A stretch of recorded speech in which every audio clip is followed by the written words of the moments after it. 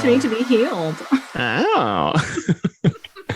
Oh my God, I can heal you of literally anything. Depression, essential oils. Essential oils, Oh, finally. That's all it took. God damn it. Oh, 35 years wasted. I am telling you, lemongrass essential oil, like diluted. I'm not gonna shit around with you, like diluted in sunflower oil. You're not gonna shit around with me. Okay. Please don't shit around with me.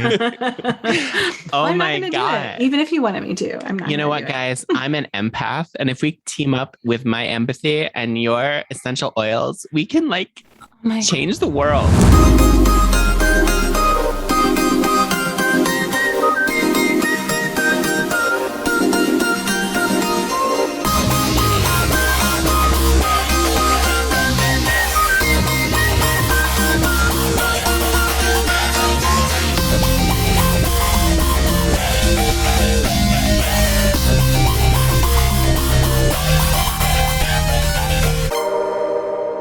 Welcome to Omni Bilateral Panic, everybody.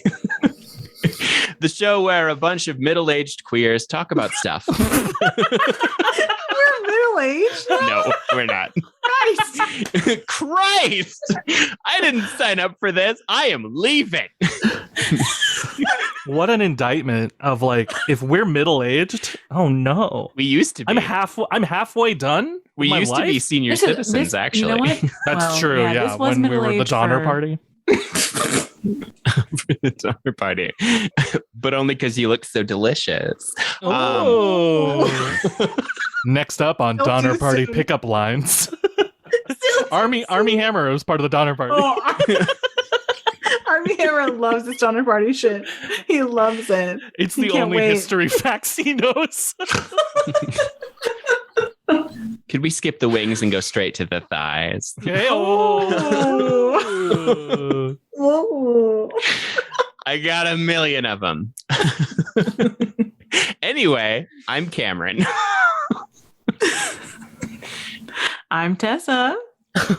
And I'm David.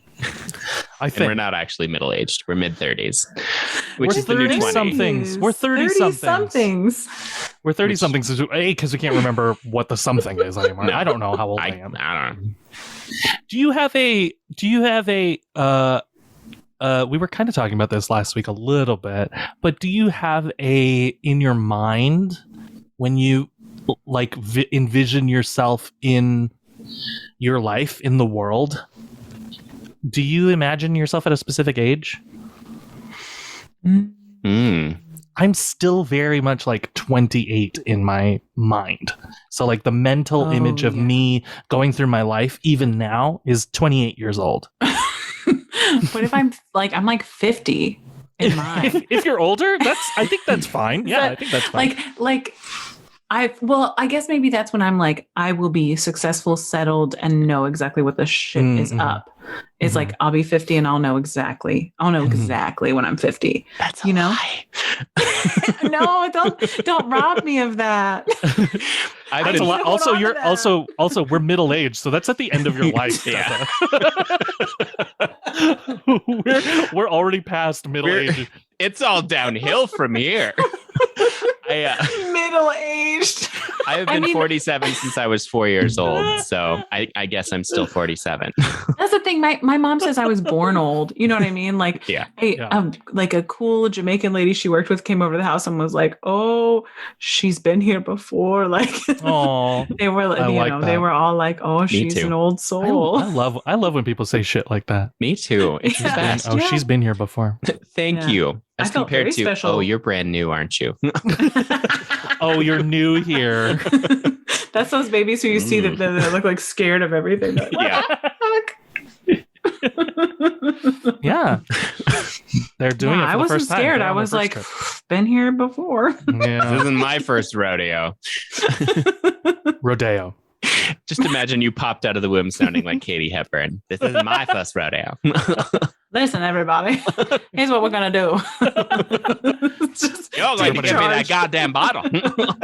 line up your gins on one side and your tonics on the other side, and then we'll run them together. Who's got the limes? Wasn't my responsibility. I just came out of the fucking womb. And I'm gonna go back if you all don't treat me with some respect. I'll tell you what I want. I want a soft pretzel and a hard beer. I don't know. Yo, they had soft pretzels at the Renaissance Fair, and I really I should have gotten one. That's gonna be one of my regrets in my life. Wait, were you at the Ren Fair? When? I was at Sterling. I was at the Sterling Renaissance Fair a couple weeks ago. Oh my god! I was there for Pirate Weekend. Of course you were. Oh, that's why you have your picture. Beautiful profile. Yeah. Oh, Thank you. So gorgeous. Thank Are you kidding me? I looked up. I looked up A, pirate swords after that, so I'm gonna get a real pirate sword someday. And then B, I think I will not do this, but I looked into dreadlocks, and it sounds like a very involved process. It is. Yeah. I think my hair could handle it. From what I could see, but it seems like something that would I think I would get sick of. I would be like, I can't do this. I can't do this. My sister's husband is a white man pirate with dreadlocks. Oh, okay. Oh, got it. And I was like, but he's cool. He's cool. Otherwise, he's cool. And he's cool. he did get rid of them recently. So I was like, oh, even cooler. Oh, there you go. Yeah, way to go. But yeah, I know that it's like he had to go to a special person who does special stuff to understand where his locks were in their journey and where they needed to go, which was gone. Sounds like an incredible. Yeah, it sounds like an incredible journey that I don't think I can commit to. But I don't think it's for me either. Yeah, but I was thinking about it because I would love that for you, Cameron. Cameron, we're laughing because right now there's not a lot of hairs visible on your head. There isn't any visible hair on my head. Why do you think I look like this? I'm explaining to our listening audience. Right. Yeah, I tried dreads and the gods cursed me. I'm kidding.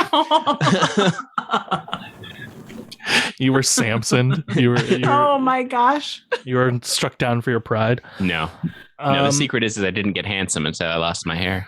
What will happen to me? Let me lose some hair. Maybe I can finally be handsome. Why don't you try it out? Try it out. Try it out. It's very empowering. You know what? I did cut my hair for a show once. And did I already talk about that on this podcast? I think you mentioned it, but you didn't go into detail. Yeah. You said you had short hair, but you didn't. We're talking about that. I did have a pixie cut at one point, which was super fun. But at another time, I did a show where I played Joan of Arc and I did nudity for the first time on stage. And it was a whole thing of Joan of Arc, what is it to give up things that represent femininity? And I had my hair almost not nearly quite as long as this actually, but I put my hair in a side braid and I borrowed this massive pair of shears. I mean, the shears were a foot long, and I borrowed them from a place I was working, and it was a show that was only happening once because I put the braid in my hair, and then as I stared into the audience, I said in French the word Joan of Arc's last words, and then I cut my braid off. Your actual hair. My god! At my shoulder, and the audience all gasped. I was like, oh, you are in the palm of my hand. And every time we practiced it shunk, in Mulan, it's all going to one cut and all the hair is coming off. No. I was sawing for fully 3 minutes to get through my hair. And then finally I was able to throw the braid down, and I had this asymmetrical haircut for a week, and then I got it fixed. But it was super fun. That's super powerful in front of an audience. I think that's what happened with Joan of Arc. I think that really. Yeah, she was like, only God can judge me. Okay. Cutting for ages. Everybody, shut the fuck up. Just give me a second. Yeah. Just give me a fucking second.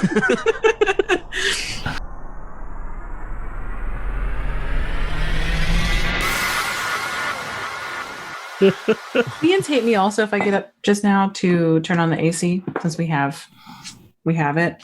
So I might as well turn it on, but it's not noisy because it's central air. Yeah, no, that's fine. You do you. Okay, I'm gonna put that on. Do it. My AC's on. Mine is all well. I don't have AC. I have a swamp cooler, I roast in this room if I don't. and we don't want roasted David. As delicious as that sounds. Oh, it sounds great. Sounds great. Army Hammer would be in. Oh no. You know. You know. All right. You missed my whole joke because I was on mute. Repeat it. Heck, go ahead. I said, because I came in right when you guys said something about Army Hammer would be in, and I was like, Army Hammer would be in me. I okay, know wait, that he's, get a clean one. Get a clean take of it so Cameron can edit it in. Okay. Here we go. Ready? Army Hammer would be in me. I know he's bad, like objectively bad, and like sure wants to talk about cannibalism and stuff. I mean, it's all talk. And I'm like, sure. It's all talk. Sure, baby. Like, it's a little all choking. talk. Sure, absolutely. Oh my At the end of that day, I just want to sit on his face. That's what we all want at the end of the day. Like, yeah, he's like, oh, I want to eat your skin. You're like, Army, you're so cute. Try this skin. Do you all have a I guess not a hate fuck. That sounds awful when I say it, but like a problematic fuck, like an Army Hammer kind of situation. Tom Cruise. Tom Cruise? Oh, interesting. Cruise. Interesting. Okay. He when I was back in theater school, we used to have all kinds of icebreakers that we would say. And we would say, if someone of the same gender came up to you and said, hey, let's fuck, who would it have to be for you to say yes? And I should have known my answer was Tom Cruise, even as an 18-year-old gaby who didn't know he was a gaby. Of course. None of us did. None of us did that young. What about you, David? Who's your problematic? I don't. I asked the question, and now I am afraid of my answer. That's even better. I know. No, I think I'll go with my second answer because I do think my first answer is not airable. Well, I'll cut it out then. It's not some secret. No. I'll tell you off record. It is. I would go. I don't think she's that problematic, honestly. Ariana Grande. No, she's not problematic. Yeah. Not problematic. I think she's a little bit problematic, but if you said Ayn Rand, I would judge you. But like you said, Ariana Grande. That's what's going to be off the record. It's going to be Ayn Rand. Yeah. As soon as cut the feed. Ayn fucking Rand. Atlas shrugged, more like Atlas cummed. It's funny because both of my I like in that context saying cummed and not came. Yeah, it has to be because it has to have the ed ending. Yeah, it has to have the wrong ending. I'm sorry, Tessa, I cut you. And speaking of Ayn Rand and ED, no, I'm just kidding.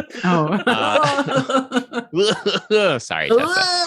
No, it's okay. Well, actually, it's funny because both of mine are inappropriate. I've already mentioned one, but Army Hammer did a movie with Johnny Depp. Both of them are very problematic. Yeah, both of them, I would say, like, yes, I will fuck you. Man. Man. Send me some text. Is Johnny Depp's okay, right? No. He's a man child. He's a man child. There's a lot there. And I know that's a complicated situation, right? There's a lot to untangle in that. So are you at kind of the same point where I am, where I've decided that I think they just abused each other? Yeah, is that awful? Is that awful to say? I know, because there was like the whole trial and everything, and it was like, no, she was really the one. But it's like, yeah, but he, like, if he wasn't directly, like, he was retaliative and or manipulative to like put himself in, I'm not victim blaming and saying like he put himself in that situation, but I'm saying like they were they were probably Frank Sinatra and Ava Gardner, right? Which is like shit, back in those days, it was like, oh, we kicked the shit out of each other and then we fucked, right? And everyone was like, oh, that sounds normal. Now we're like, please stop doing that. Yeah, That's don't the America do that the MAGAs want to get us back to, actually. That's true. That's true. Frank Sinatra and Ava Gardner is America. Yep. That's romance. Oof. That's fucking romance. That's America, baby. Speaking of romance, this is probably TMI, but have either of you ever had the feeling where you're walking down the street and you see someone and you think to yourself, God, in a different life, I'd be making your toes curl?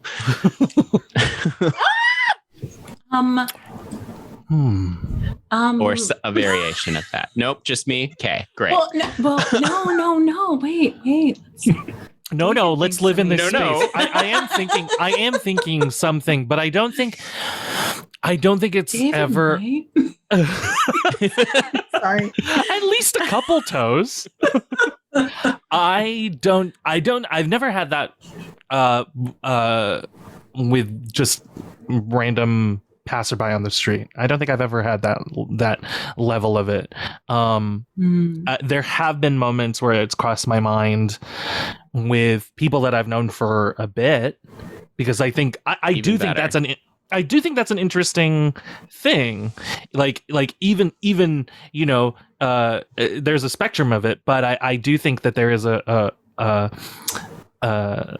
I think there's something fascinating about, like, in a different life, I think we would be dating, we'd be married or whatever, or we'd be fucking, and it would probably be great. What do you, if that's the situation and it's not a stranger, Cameron and Tessa, you need to answer this too. Oh, you can also answer the initial one. I don't know, but I was gonna say, do you what do you base that on?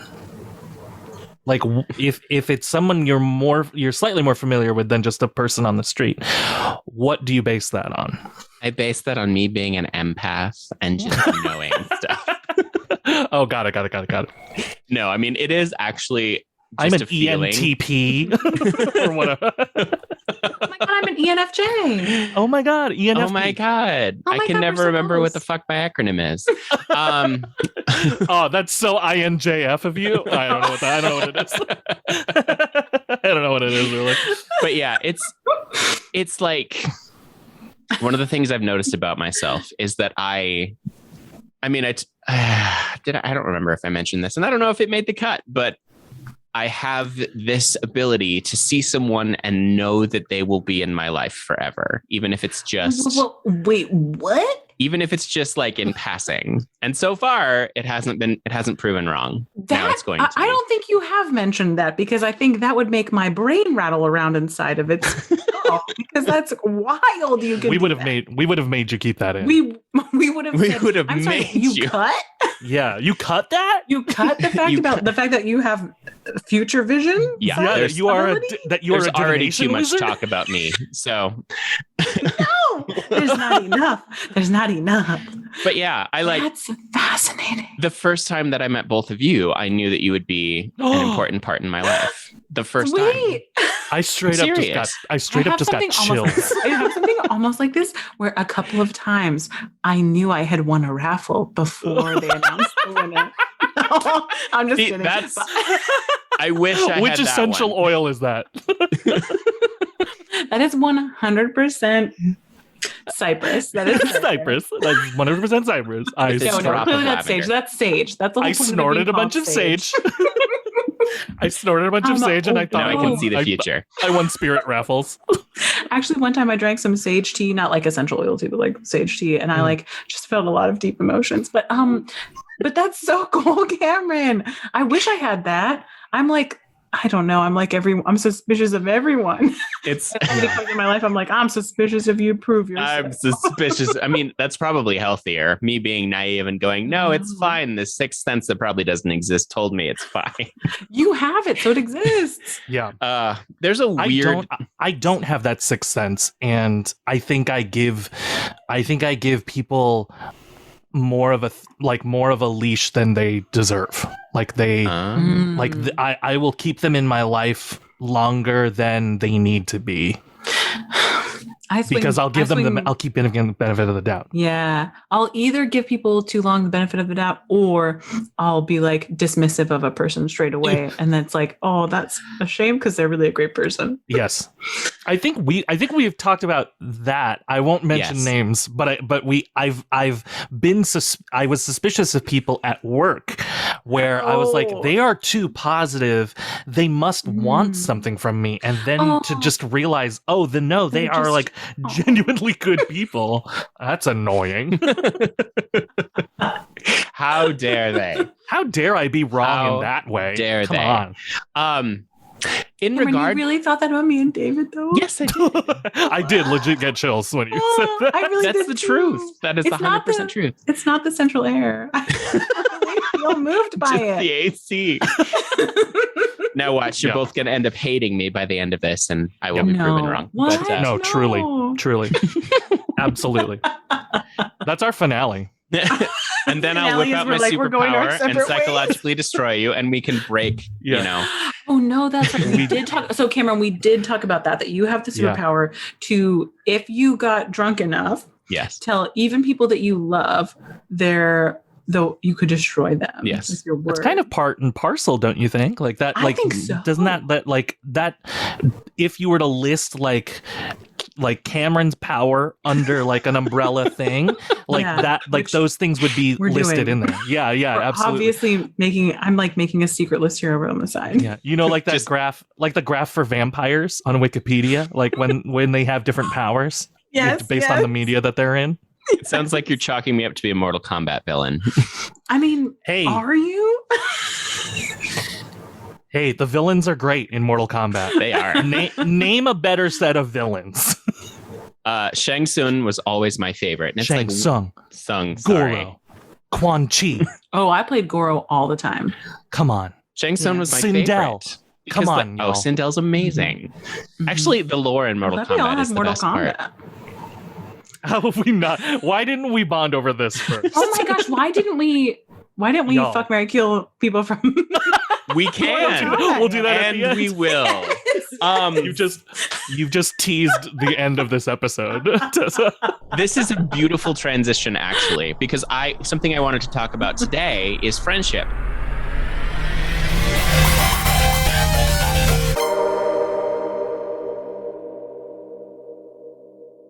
Just how y'all view it, because we're still relatively young in the grand scheme of things, but I also feel like an ancient person. So like some of my friendships have been around for a very, very long time at this point. As long as some other people have been alive. I know. And longer. Twice, 3 times as long even. But like the reason I ask is I have always had a unique view about friendship, and it's actually very similar to a video game in that for me, Mortal Kombat. Mortal Kombat. At least in my limited experience, it is like, we're not talking NES here. We're talking at least Super Nintendo and later. But like once you reach a level of friendship, unless you do something really stupid to fuck it up, you will always restart at that level. Oh, I love that. I love that. Well, you get access to that's a very apt reference, actually, SNES, because in those days you didn't really have save files. So when a level, I think of Mega Man. So in Mega Man, if you wanted to go straight to, if you died during one of the levels, it would show you the cheat code that could bring you straight back to that level at the end. So you would have to just write it down. You know, there was no internet in those days also, so you would have to very quickly write it down. Yep. But there were magazines. People who got magazines and got the cheat codes. Yeah, I had a Nintendo Power subscription when I was 7. Of course, as you should. As I should. I might still do. It might still be going to my childhood home, but I think that's what happens, is that I think you reach a certain level in your friendship and you've unlocked the cheat code. So if you leave, no matter how long you are out of each other's lives, those are my favorite friendships. Is like when you might not talk for a little bit, and then when you do again, you jump right back into where it was. Absolutely. Yeah. As if no time had passed. I think for me, those friendships kind of happen in college, where now if I'm with my friends from college, we don't see each other very often because most of them live in another country. And so when we do see each other, it is like, yeah, right. We're right back into things. Like, yeah, definitely. Oh, I never thought about that. Great metaphor of the like soup, Thank being on the you. level. That's a great metaphor. But yeah, I mean, barring, I've gotten into knock down, drag out intellectual brawls with people about this because lots of people think that, friendships in order to be valid have to be maintained in constant contact. And like, if it doesn't happen, it cuts them out of their lives. And those are the people that I usually am not friends with, because for me, it's about genuine connection. And even if it's like just a day, maybe that's what it is I can just gauge connection. Yeah. I think you don't feel, because I do feel like some of my friendships do require a little bit more work, for lack of a better word. Ooh, yes. There are and I agree with you, Tessa, like barring a few exceptions, like present company, there's very few. I don't have as many there's not been as significant of a connection of friends like that since my college days. And college, that's a very unique experience. You're with those people every day, like, and you consciously choose repeatedly to spend more time with them. So like, even though you're seeing them throughout the day, you will then be in rehearsal with them. Then you will go to parties, you'll go eat dinner. Like, it's incredible. Yeah. You can really get your group. You really get your group in college, I feel like. You do. You speed run those friendships and you get to those cheat codes faster. And I'm sure romances as well, although I wasn't very much having any of those in college. Yeah, I still, fortunately, I still am pretty good friends and like talk to my exes from college. I certainly don't from high school, but I mean, high school also, it's like, has several lifetimes. You dated people in high school? Oh my God, I did. I'm kind of a Casanova. I don't know. Bisexual Casanova. We need that right now. Yeah. For sure. Ooh. Oh, yes. Ooh. Yeah. I agree with you completely in that some friendships do require work. Yeah. And like, it's not work. It's effort. It's just, taking the time to check in. Yeah. However, the point I'm making is that like, if the connection was genuine and I don't want to say complete because that's not the word I'm looking for, but it's like complete. If the connection is, and I hate the word true. It sounds like I'm quoting some kind of religious text. God damn it. Anyway, if the connection is genuine, let's go with genuine. If the connection is genuine between the two people, then even if you go 10 years accidentally without talking, because that can happen. It can, and it's accidental. It is accidental because it's not. It's New York. Yeah, that's one of York. That's certainly one of the symptoms. Yeah. My example is my best friend from high school, and like he is my soulmate level best friend. He's just the best, and it was like college for us because we ran out of fucks to give and did whatever we wanted and, rebelled against the status quo and had the best time. But like after he got married, we just fell out of touch, and it wasn't on purpose. Like we would wish each other happy birthdays and stuff, but it was just, we had not had an in-person face-to-face conversation in like a decade. And we finally did. He ended up moving back here as well. And like everything was the same. It fell immediately back into place, even after the 10 years. And I mean, because the connection was there and we were like boss level, boss level. Yes. We went right back to being boss level. And it doesn't feel like work. If the connection, I think what you're saying essentially is that like, if the connection's there, then the connection's there. There's no, the work that is put into it is just bonus. It's just extra embellishment on the friendship of like, absolutely. That's already a solid foundation. Mm-hmm. But yeah, Tessa? I was just curious. Did you not date in high school? I did not date in high school. Not I find that hard to believe. And then not until my final year of uni, I dated one dude. What's a uni? Unicycle? Oh, college. I'm just giving you shit. You rascal. My last year of college, I dated one Glaswegian dude who was from Kirkintilloch, Ooh. which is What just did a he fun sound name to like? say.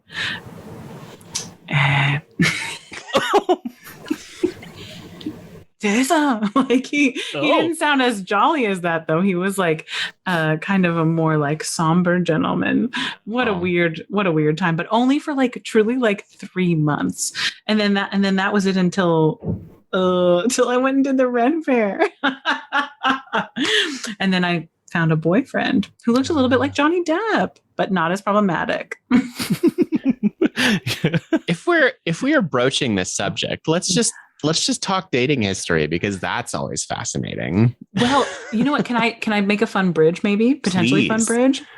So, okay, I'm not going to say names because this person is like, firstly, I'm going to ask Jens, how do you know you're friends with somebody? How are you like, I'm your friend? Oh, shit. Well, I have this sixth sense, so I just... Right. Cameron just knows. Cameron's an outlier. Cameron's just an outlier. Knows.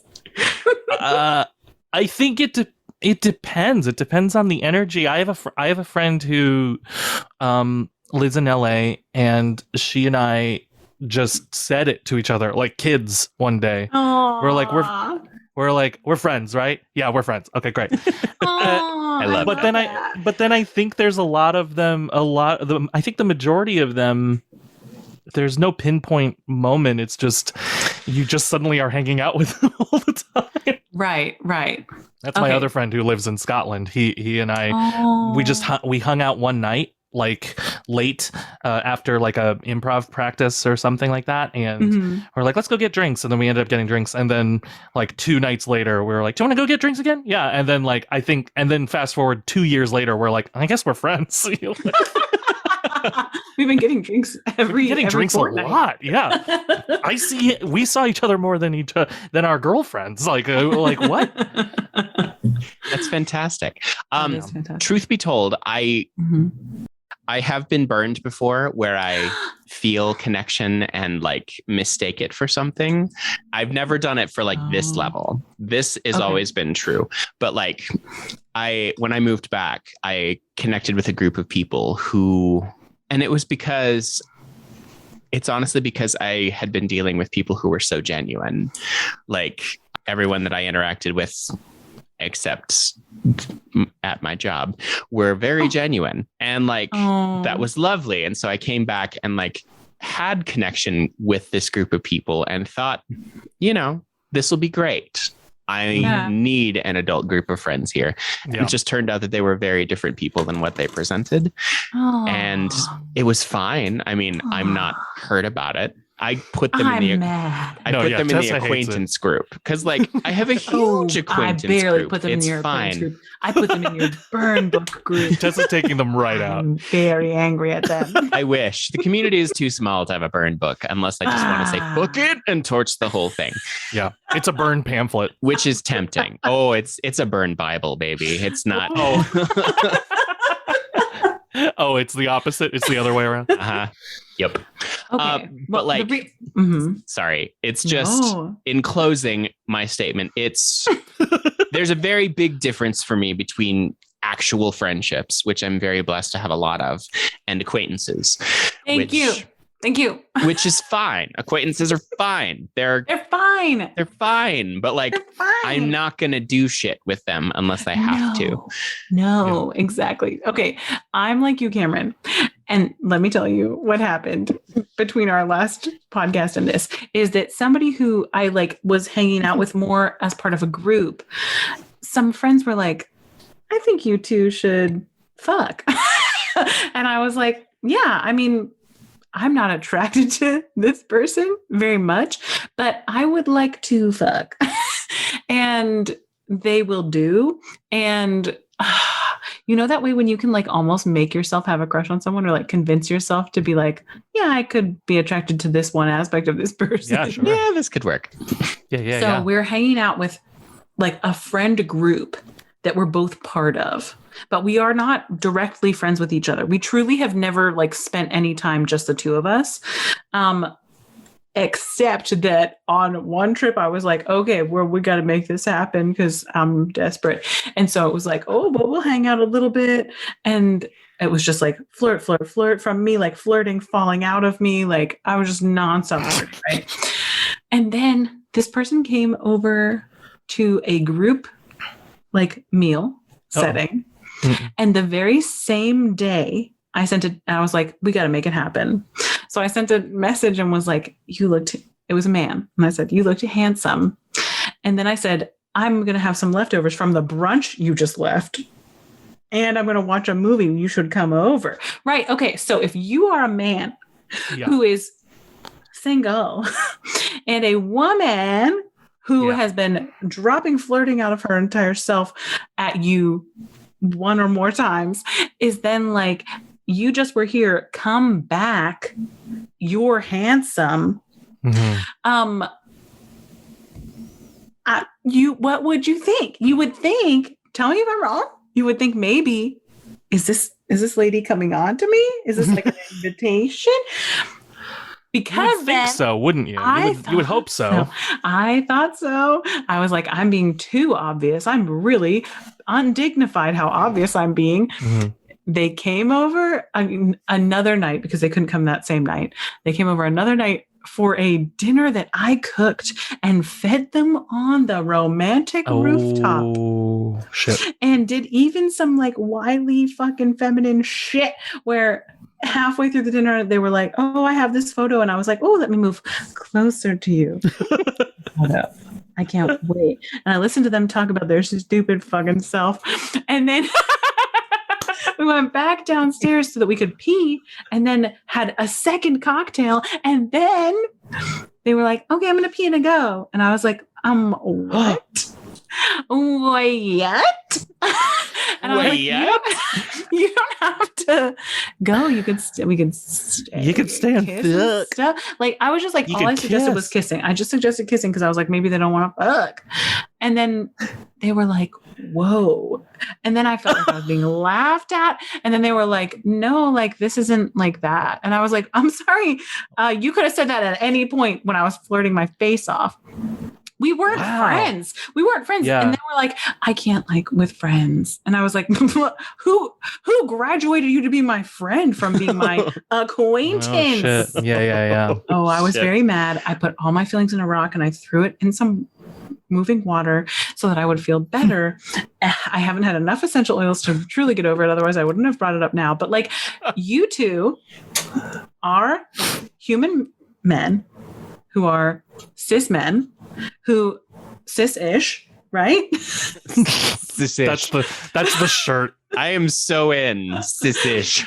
So, but if the genders were reversed and a man sent a woman a text that was like, you looked beautiful, come over tonight. You were just here this afternoon, but come back. Like, me, if I got those kind of messages, I would be like, I want to make sure that we are on the same page here. If I was like going in knowing like, we're not going to do anything and I'm only your acquaintance who's only hung out with you in groups, right? Yeah. We can cut all of this. We can cut all of this. No, I love it. I just need to get it off my chest because I'm mad about it. That's fair. And then there was this whole thing of like, I didn't know that that's what this was. And it's like, who the fuck is out there sending you texts calling you handsome? Because one, you ain't. Really I'm flagging this for cutting for later, Cameron, but I'm going to tell you this. He's a bald, unemployed man. But there's something else that's like, you're bald, you're unemployed. Oh, short. He's shorter than me. No offense to people who are shorter than me. I'm often attracted to people who are shorter than me. But I'm like, what? And bald is also very sexy. I mean, if you embrace it. If you embrace it, but he's not. You have to put work into it. You got to cut this. You got to cut this, Cameron. growing he's growing it for a bet. So he's got like a weird patch here and then weird long sides. Oh, like gross. No. the kind of Just let it bald, go. unemployed person who grows their hair for a bet. Like, no. Ugh. Not me. No. Unless I'm desperate. And then to be like rebuffed. So I'm so sorry that happened. Yeah, that sucks. we gotta cut all of this. I mean, we're gonna keep some of it. No! Not all of it, but I mean, that sucks. I'm sorry. Yeah, I Well, hate. right? I hate. Am I I not hate doing crazy? I hate doing the thing of all men are like this, all women are like this when it comes to like dating or hooking up or that Gender whole thing. is fluid. Gender is dead. Gender's dead. Gender's fluid. Gender is make believe, but Construct.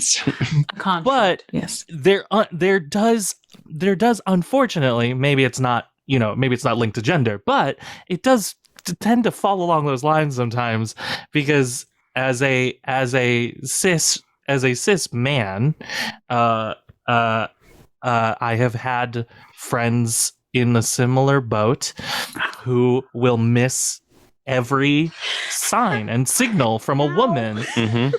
And miss everyone. I think everyone. I think in a way, actually, there's something that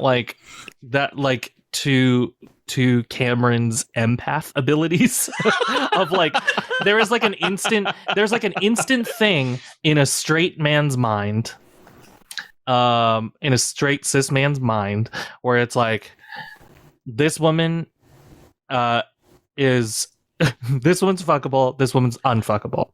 See, this is what I worried. I worried that I was unfuckable. I worried and that I was on the unfuckable list. And it has nothing to do with you or anything. It's just they will immediately categorize that in their mind. Rude.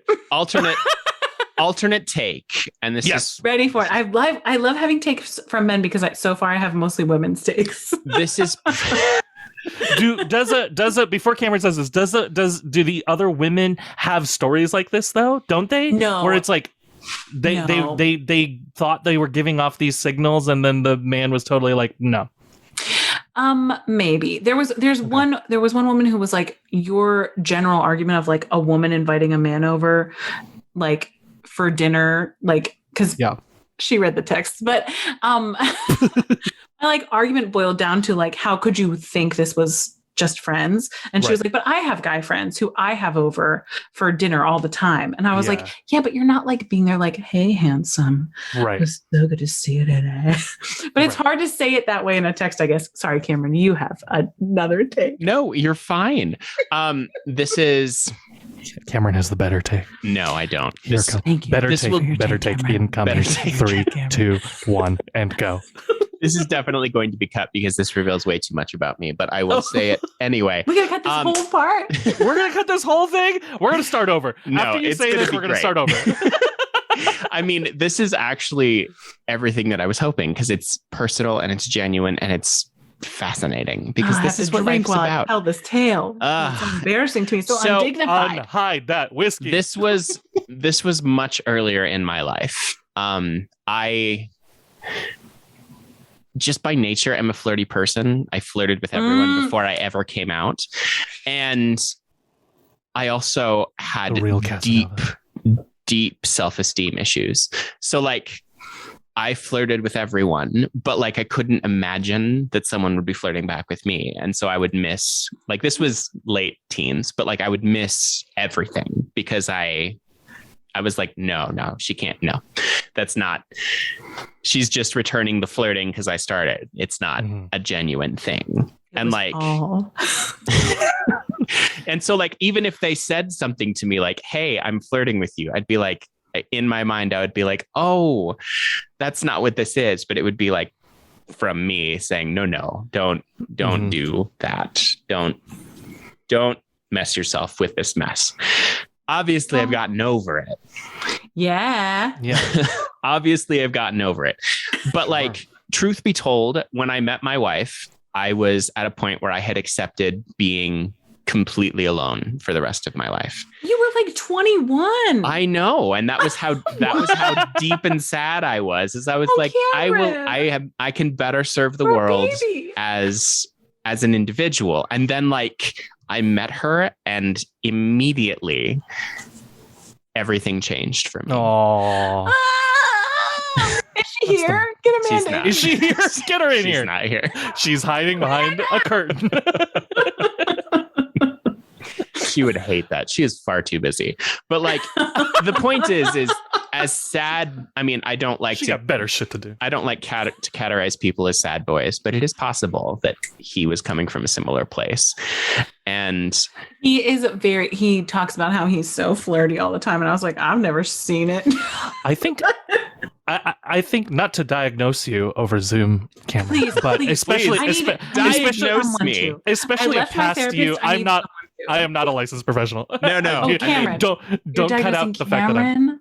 Well, I can diagnose you too if you want. Diagnose me after because I left my therapist. Hey. Yay!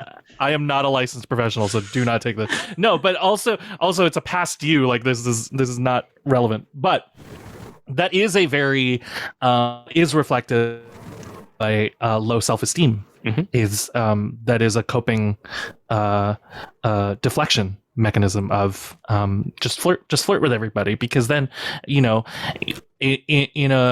in your mind or in some as that their mind, it distracts from the idea that your perception of yourself is I have no personality, or I don't have a good personality, so I'm going to flirt, because flirting in especially when you're in your teen years, flirting is something you do, that's not something that is part of you. So like as you get older and become more comfortable, I think like one of the formative things about college is like growing into exactly how you flirt that reflects your personality. Oh yeah, Mm-hmm. yeah. But in high school and younger, you're doing something that like is like a quote unquote set of skills. And so you can do this to distract from the fact that like my personality shit. It's not really shit. You're young and you don't have a personality. Like Right. you're learning it. You're finding it still. That is actually 100% accurate, except it was never my personality that I was trying to make up for. It was the package that it was in that I was trying to make up for. Cameron. But I got over it. Yeah. Obviously. So Yeah. glorious. How dare you? How dare you? How dare past How you? dare you? Yeah, How past dare you. past you bother my friend? I mean, What a happens. sad and triumphant thing to think like, man, look how much longer we've lived past 21. I To be know. like, I my know. life is over and I'm going to be alone forever, and it's like, oh, we're in forever, and holy shit. What a time. Yeah, there's Oh something my so gosh. triumphant but also like so melancholy about that. I don't Yeah. know. I don't know. It's very bittersweet. It is very bittersweet, but like it's just endlessly fascinating. Like even just looking back on the journey that I've taken in my life. Yeah. So you're telling me, give up. I've heard this before. I've heard this advice before.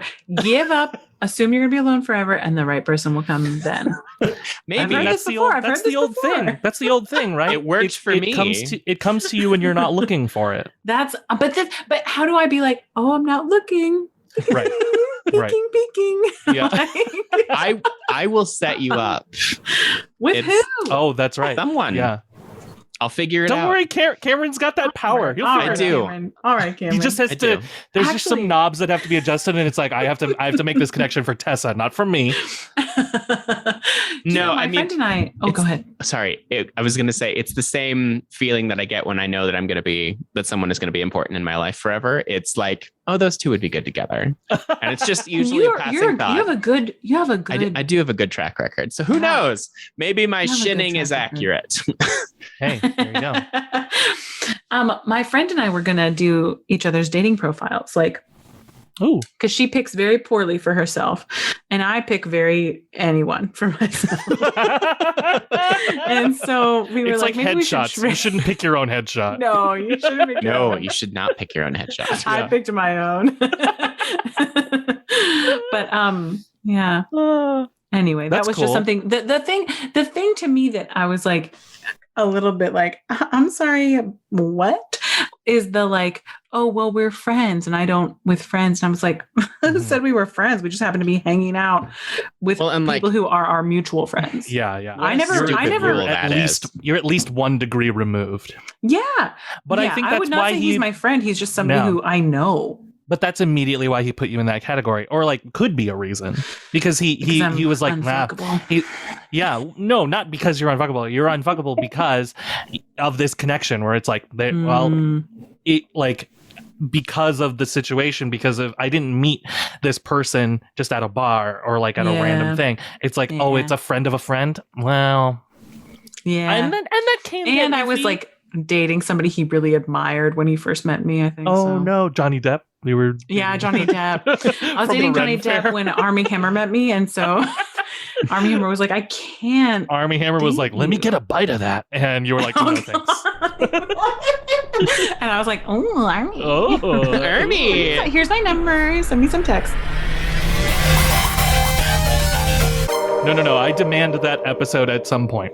Where we do impressions of each other? Where we try to play each other? Yeah. Well, I guess we can each do one, but I would like an episode where Tessa and I do not show up and Cameron does the podcast by himself. Oh. Nobody wants to. And then we'll each do one. We'll each do it. Yeah. Yeah. I think we probably, like, as a set of two, each set of two needs a break. So that makes sense. To have one person do the podcast. Yeah. The problem for me is I'm an awkward mixture of Mel Brooks and Carl Reiner. So like I'm not so good by myself. I think you are. Yeah, they suck by themselves. So I mean, they're brilliant and wonderful, but like I'm talking picture the 2,000-year-old man, but just one of them at a time. Yeah. That's what I feel like. Seen that. What? You should see it. I'm you should sorry. see you 2000. should. It's so good. It's Rob Reiner and it's Carl Reiner. Carl Reiner and Mel Brooks. His father. Rob Reiner's dad. I know. It's one of their first bits that they came up with together, and they made lots of records and did TV appearances, and it continued throughout their entire friendship. Did they like tour together, or did they do like one of those like New Jersey family camps or something? You know what I mean? Yeah. You know? Yeah. Because isn't that where Mel Brooks went? Mel Brooks did stand up like at clubs in New Jersey that were like part of campgrounds that families went to, but just they were at Sagewood or whatever. Yeah. Something whatever that Wildwood? Wildwood? No. Something. That's what she said.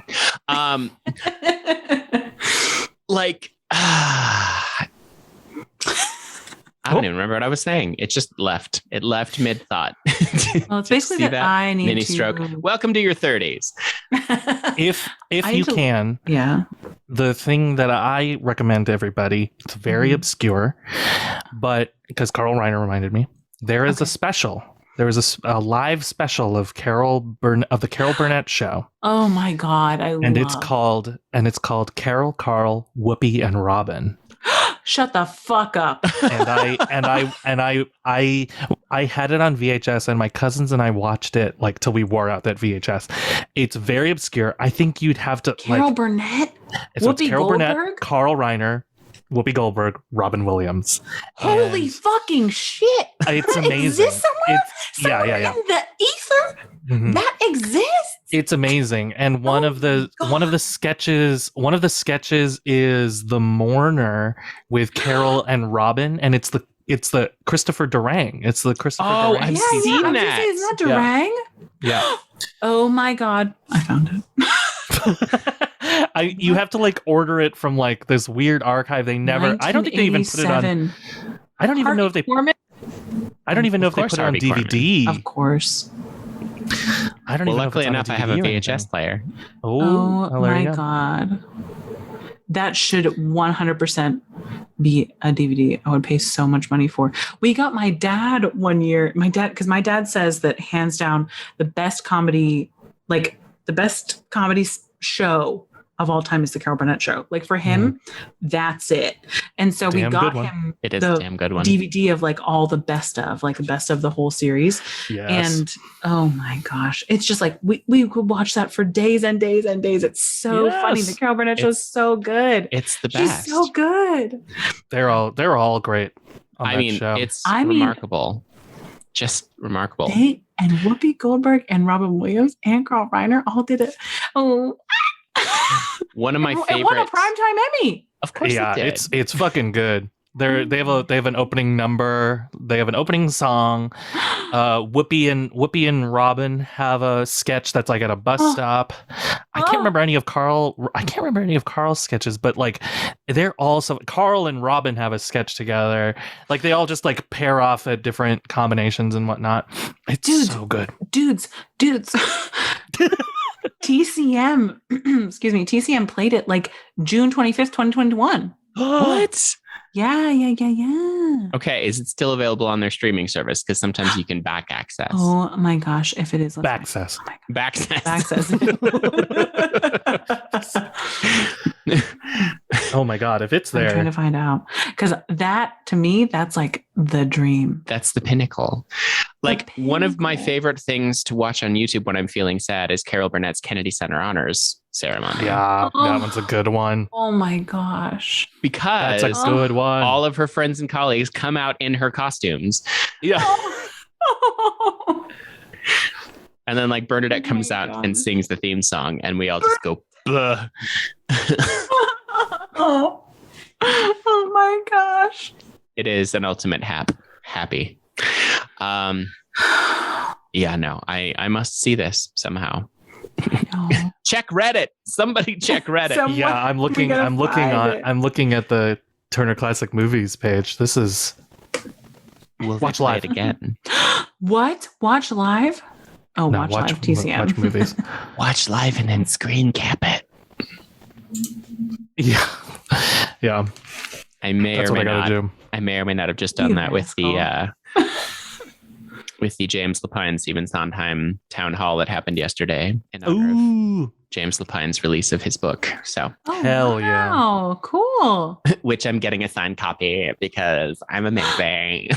Oh my gosh, congratulations. I love that. I mean, I just paid the money. It's not that big of a thing, but still really stoked about it. Yeah, I don't know if y'all knew this, but I have a book problem. We did know that. I can believe that. I'm mad. As far as I know, I'm mad that nobody bootlegged the town hall last 5 years with Cynthia Erivo. Right? God damn it. I mean, not been I'm able sure to track it someone down. has The it. last 5 years with Cynthia Erivo? Cynthia Erivo, and I can't remember the guy. Who was it? The guy is slipping my mind right now, but it was an incredible. Yeah, they did last 5 years of the town hall. I've heard one kind of crappy bootleg of Cynthia singing "I Could Do Better Than That," which is amazing. Yeah. So, do you guys want to hear my most unpopular musical theater opinion? Absolutely. You know we are here for it. We're gonna cut it out. I mean, no, we won't. I love unpopular cut opinions. this. Everyone think of your most unpopular Joshua opinion. Henry. That's the guy. Oh my God, that's amazing. Yeah, Joshua Henry and Cynthia Who is Erivo. that? Come on. I mean, Cynthia Okay, Erivo, I so- know, but it's Joshua Henry. Yeah. I love the score, but I hate the show. The last 5 years, I hate it. I hate it with every fiber of my being. How Do you know what? The reason. Can I tell you something? Sorry, go ahead. I don't love it. Go ahead. What But you, Cameron. Okay, here's the reason. I've discovered about myself that like I don't enjoy watching terrible people do terrible things. That's just not something that I enjoy. And that entire show is gaping assholes becoming more gaping throughout the entire fucking evening. And like, I've seen that porno too. I'm sure. Oh my God. Fistic Club. Anyway, it's just like the first time I saw it, I was like, I get it. But then every other time I tried to revisit it, it was like, I hate these people. Mm-hmm. Yeah. I hate these people, and I don't want to spend another 2 hours with them. Mm-hmm. And like, I musical directed it in grad school. Why? Because it was for a friend. That was so real. That's such a Why? real, unfiltered reaction. Why?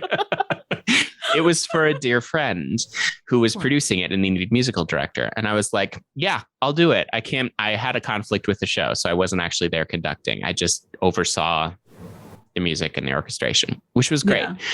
But like, and I'm not saying Jason Robert Brown isn't talented. He's remarkably talented, but he's also an asshole. And it's If just, the show is to be believed, yeah. Yep. then yeah.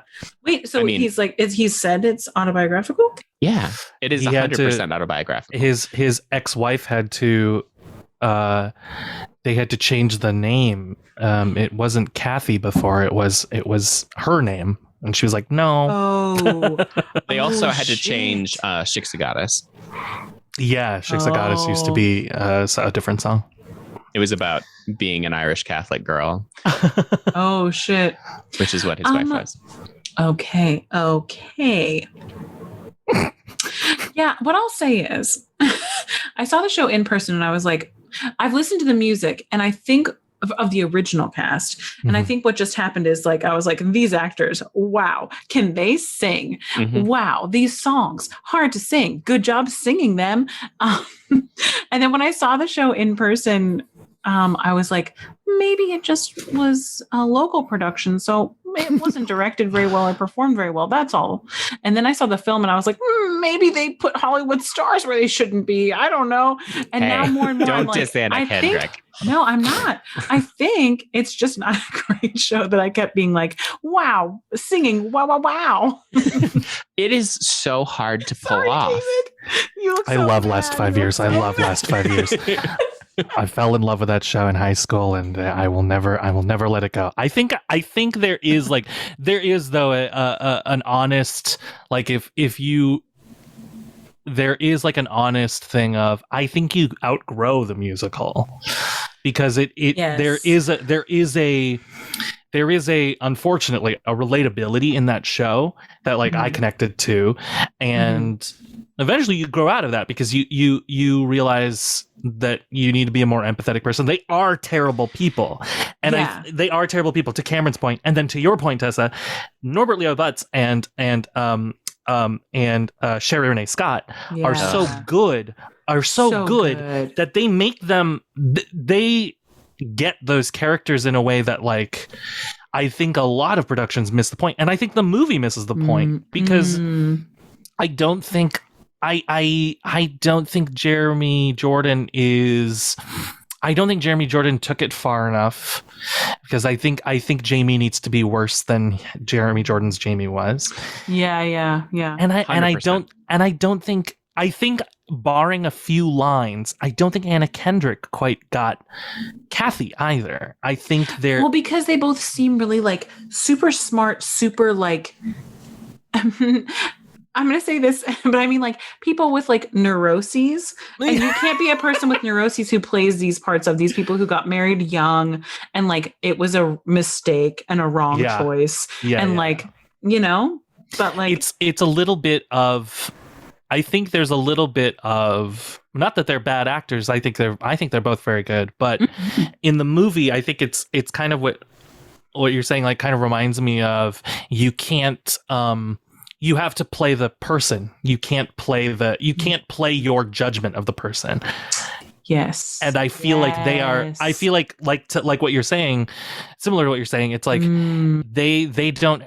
they have too many hangups about like, oh, these people got married young. These people clearly don't belong together. And it's like, no, you have to. I feel like you read that from Anna Kendrick from day one. Anna Kendrick is like, these people don't belong together. And she's like, and here I am singing a song we don't belong together. Right. Yeah. And it's this is going to go back. I feel like there has to be, because so one of the songs that I know everybody all the time sings, and a song that I love is that like, up every morning at 6, standing in line. Summer in Ohio. Yeah.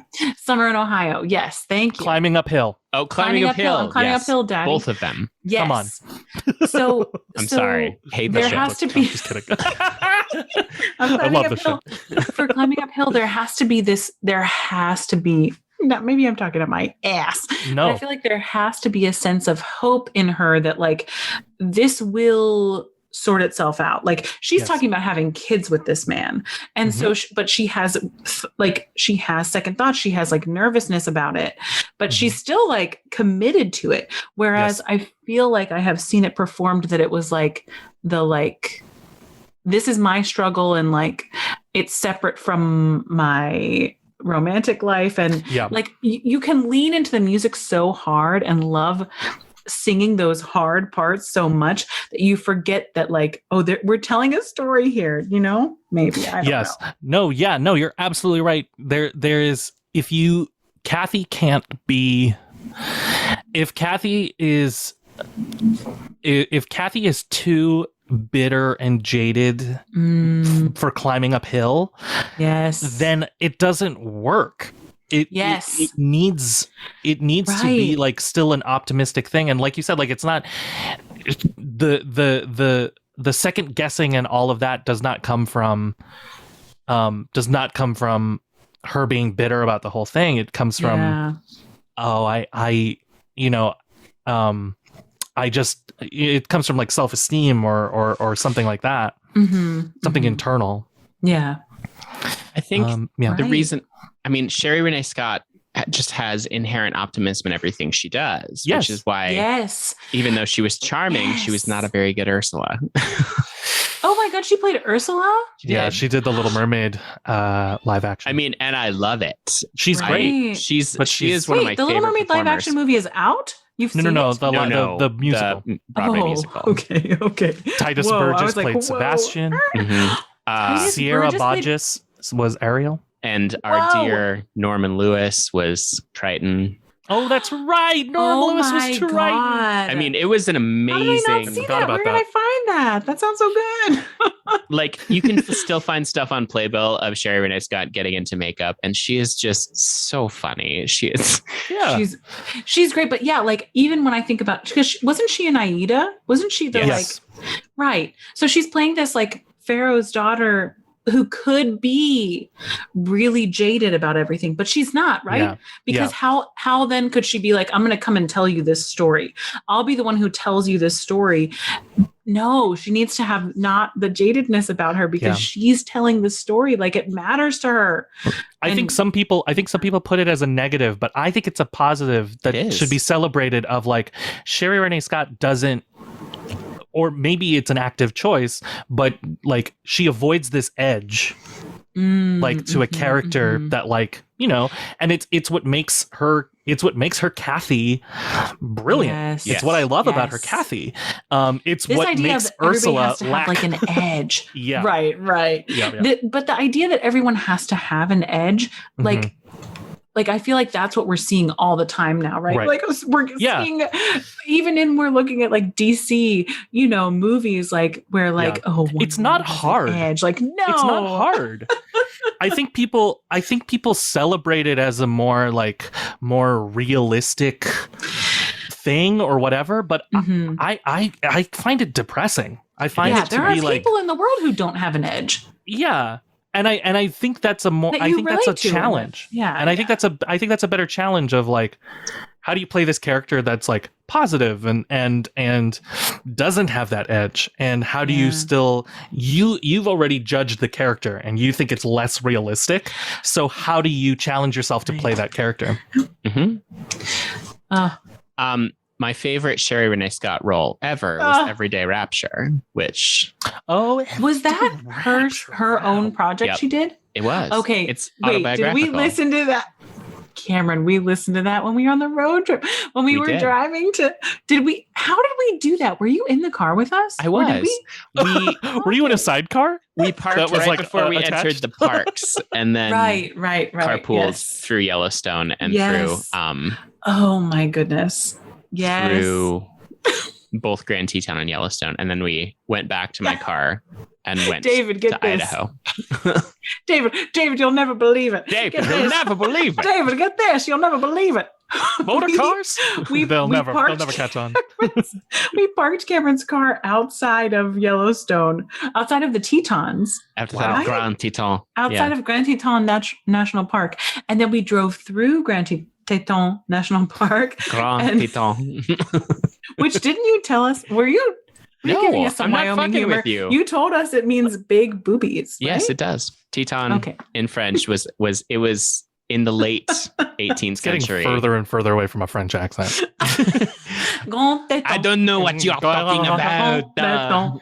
We drove to Grand Teton. The secret to a good French accent is you have to have this face. It's another All the audio time. lift. Maybe. We drove to Grand Teton National Park. Grand Teton.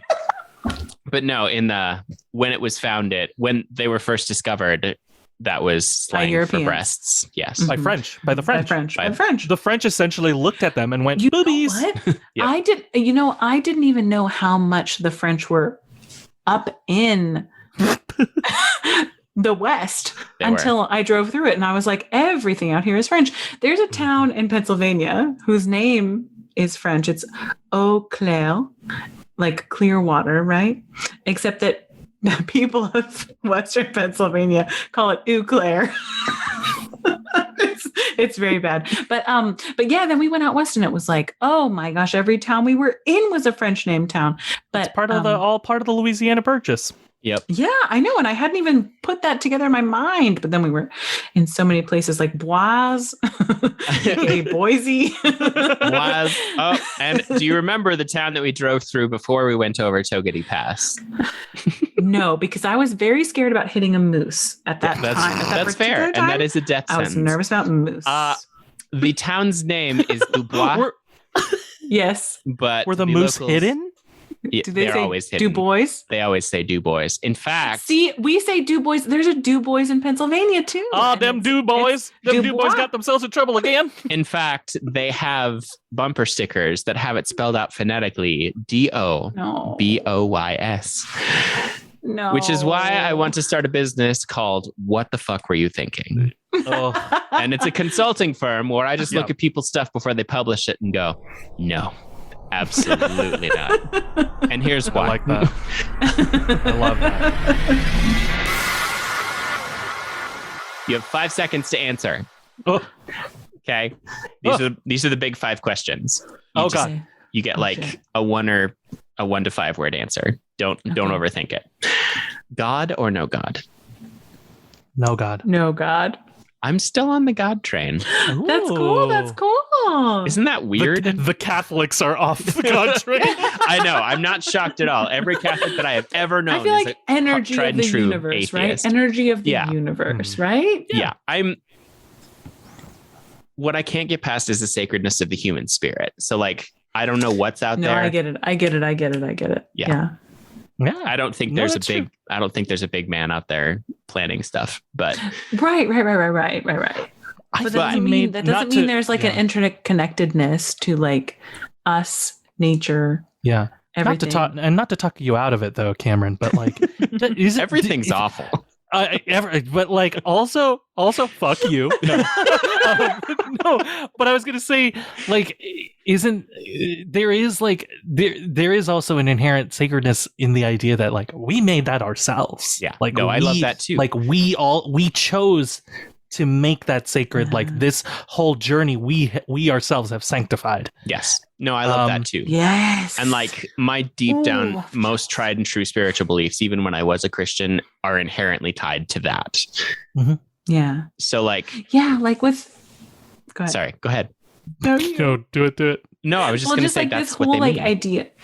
Yeah, the whole idea of like the fact that I have like a little ancestor like altar or whatever Yeah. is this idea that like someone else's DNA is inside me and like I've come from somewhere and I'm going somewhere. Yeah. Like I'm not necessarily going to procreate, but you know what I mean? Like Yeah. I've come But- from somewhere and like I want to honor that Yes. Yeah. and like That to means honor something. the struggle and the fact that like Mhm.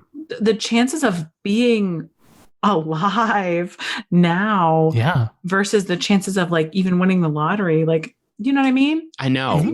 It seems like the fact that like I'm even alive should be celebrated, right? And should be Yes. We are fucking gratitude to miracles. whoever came before me. Yeah.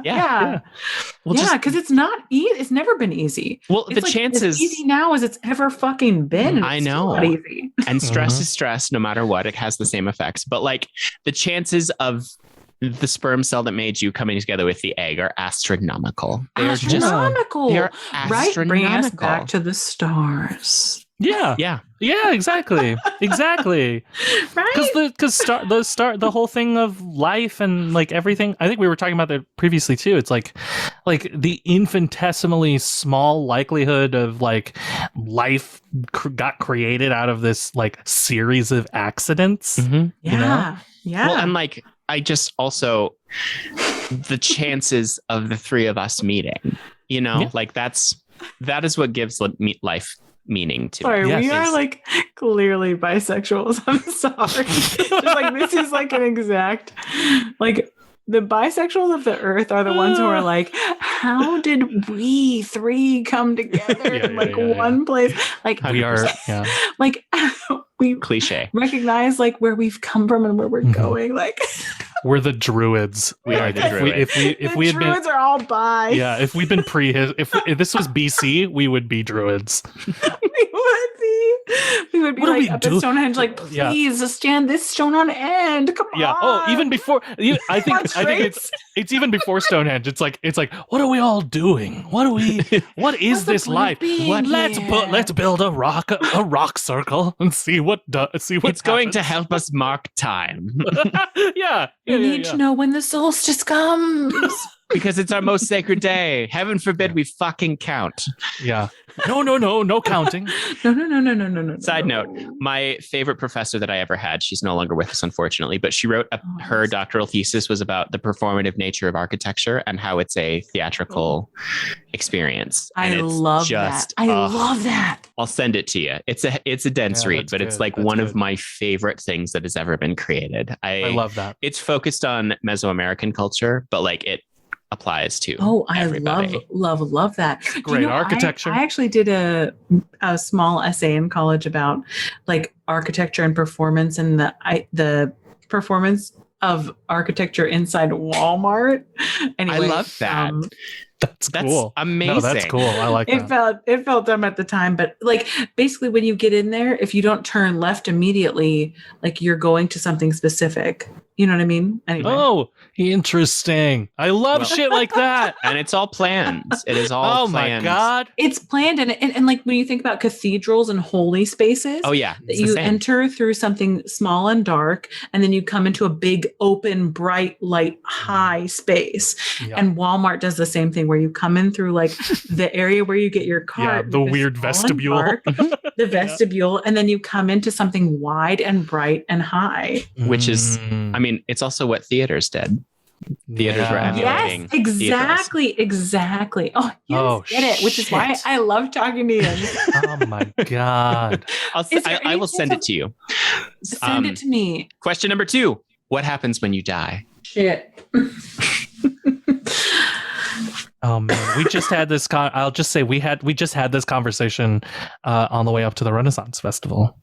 I'm intrigued my by what you friends. thought. Yes. Well, it kind of. I can't sum it up, but I kind of had, I guess, the saddest answer, because everybody, not to be reductive of all of their answers, which were very eloquent and well put, but. Yeah.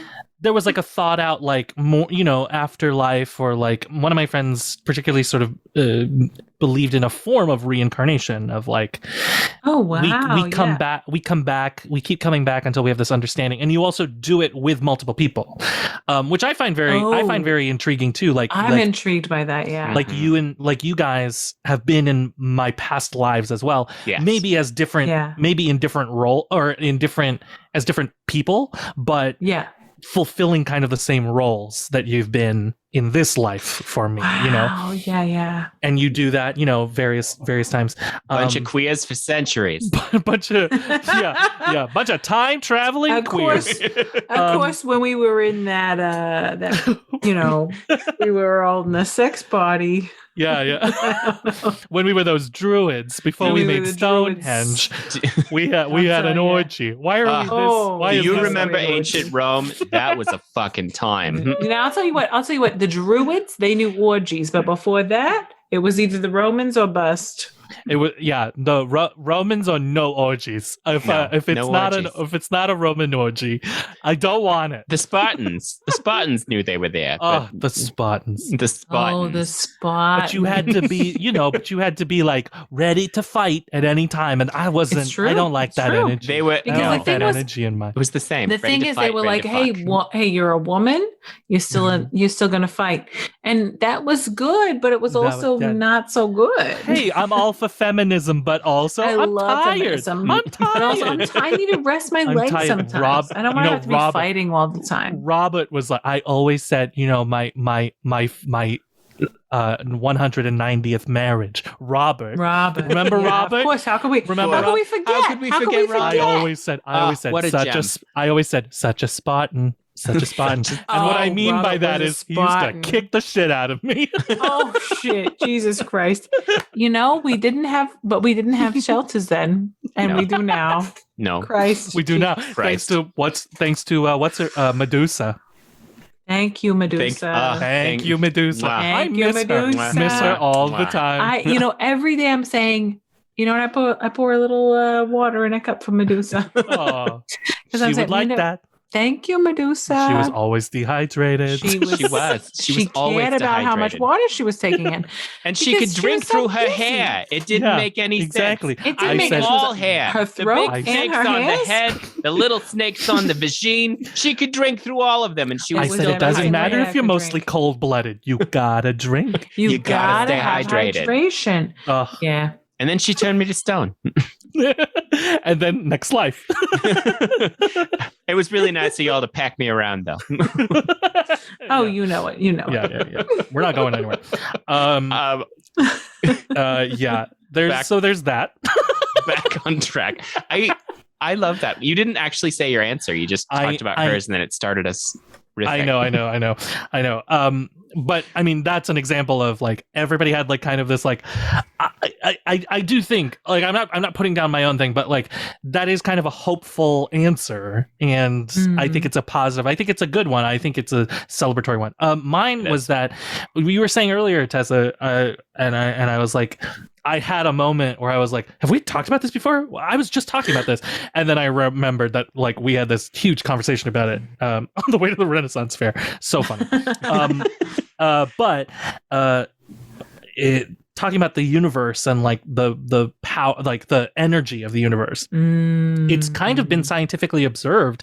We haven't really said it in scientific terms because it's hard to pinpoint that, but energy is immortal. Like energy is one of the only things that's like ever present. And so we became energy, and life is a form of energy. And then when we dissipate, when we die, we just return to the energy of the universe. So I think, unfortunately, it maybe doesn't make for as much of a romantic story or like an optimistic story in some ways, but I think we just become part of that. I think we just return to the expansion of the universe, and we're no longer, we're not aware of it anymore. And, I think that's what like grinds my brain into like a weird dust of like thinking about the idea of awareness. Yeah. Like what am I thinking when I die, or like when I'm no longer in this form? But I don't think I'm not going to be worried about it because I won't have the awareness anymore. I'll just return to the consciousness of the universe and expand to all those stars that I look at sometimes on Google, and like, I get to see them for real, but but I won't have any awareness. Come back! Wait, do you know where I saw the most stars where we should all go together as a team? As a team? I As a have. pod team? Well, I saw so many stars at Cameron's house, but truly I saw a lot of stars when I was on the Isle of Tyree in Scotland. So we Ooh. could go there. That could be Ooh, fun. That sounds great. Let's do it. Let's That do sounds it. awesome. Let's go to a Ren Fair and then the Isle of Tyree. This is the thing. Like, I think Ren fairs get you thinking, right? Like, I know that sounds silly, but like I It's worked at not. one for 2 years. No, it kind And- of. Yeah.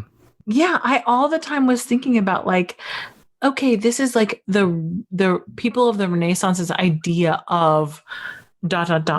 was this. Like, and you think, oh, we've come so far, but like at the same time, really. we haven't. Like, we're at the same time, we still grapple with the same questions. So you're like, okay, well, if we're still grappling with the same questions people in the Renaissance did, then what is there for us? Like, Yeah. in a way, like, and then religion and how it's, got its hooks in us. Yeah. Well, Or because doesn't. it's Or doesn't, right?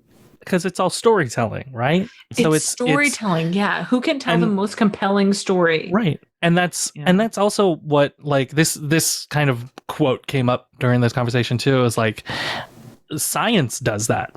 A scientist will start with, what's a good story?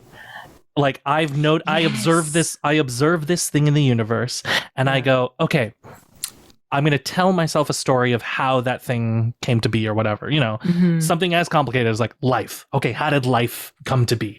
What's a good story? And then scientific method is just setting about trying to prove that story. Yep. Yeah. Like, well, okay. Great example. Maybe great example. So I don't know if you both have seen recently, like TikTok and Pinterest and Instagram and everywhere, this story of urban trees and urban planners choosing male trees to avoid fruit, right? Yep. Okay, except that it turns out that the only trees that are really male, female, that this dude who published all this stuff about them, is ginkgo trees are male and female. Every other tree generally has the pollen parts and the fruit parts. So it turns out this dude has been like peddling nonsense for decades. And we finally are like, yeah, they planted a bunch of male trees. And then everyone's like, no, only specifically ginkgo trees. And so I totally bought into that whole thing. And also the idea that capitalist society doesn't want us to have free food available to us in the cities. And so it turns out all of that is probably bullshit. And that, like, the fact that we have worse allergies in this city is that, like, there's more pollution in the city and more like exhaust from cars and buses and shit like that. 100%. And so it binds to the pollen and gets inside of our noses and makes us impossible to breathe. So like most of the trees, as long as they're not ginkgo specific trees, most of the trees can be male and female at the same time, because gender is a binary that we've created and a construct. Thank you. And trees are like, fuck your constructs, human. Yeah, well, that's one of those things that, like, we assigned as humans, right? Like, like a tree, the tree has no concept of like, is it a male or female tree? Well, it's both. It has to fucking create life. The tree's like, how can I get some fruit made? Yeah, exactly. It's the other thing that my favorite example of that is the articles when news articles are like, a bear broke into this house, and it's like, no, it didn't. A bear was being a fucking bear. Like, it didn't break in. It has no concept. It doesn't have any. Yeah, it doesn't have any concept of like, specific area. I know this is Mr. Johnson's house, but I shouldn't go in. No.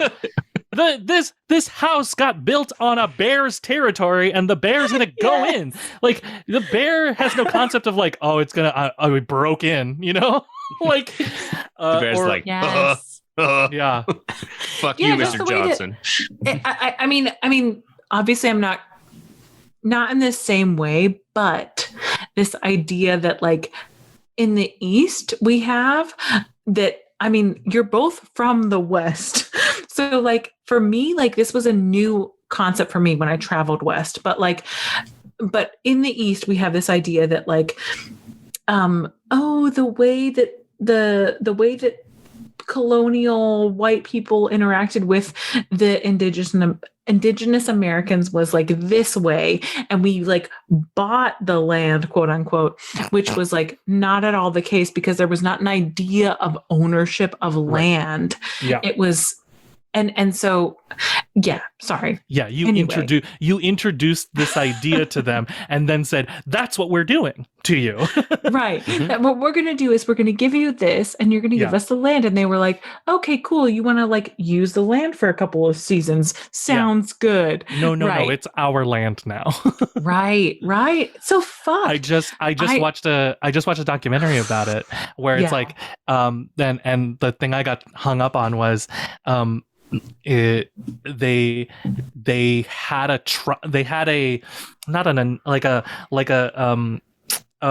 commission, like the Warren Commission for Kennedy assassination, right? They had a commission about were the indigenous tribes treated unethically by the American government.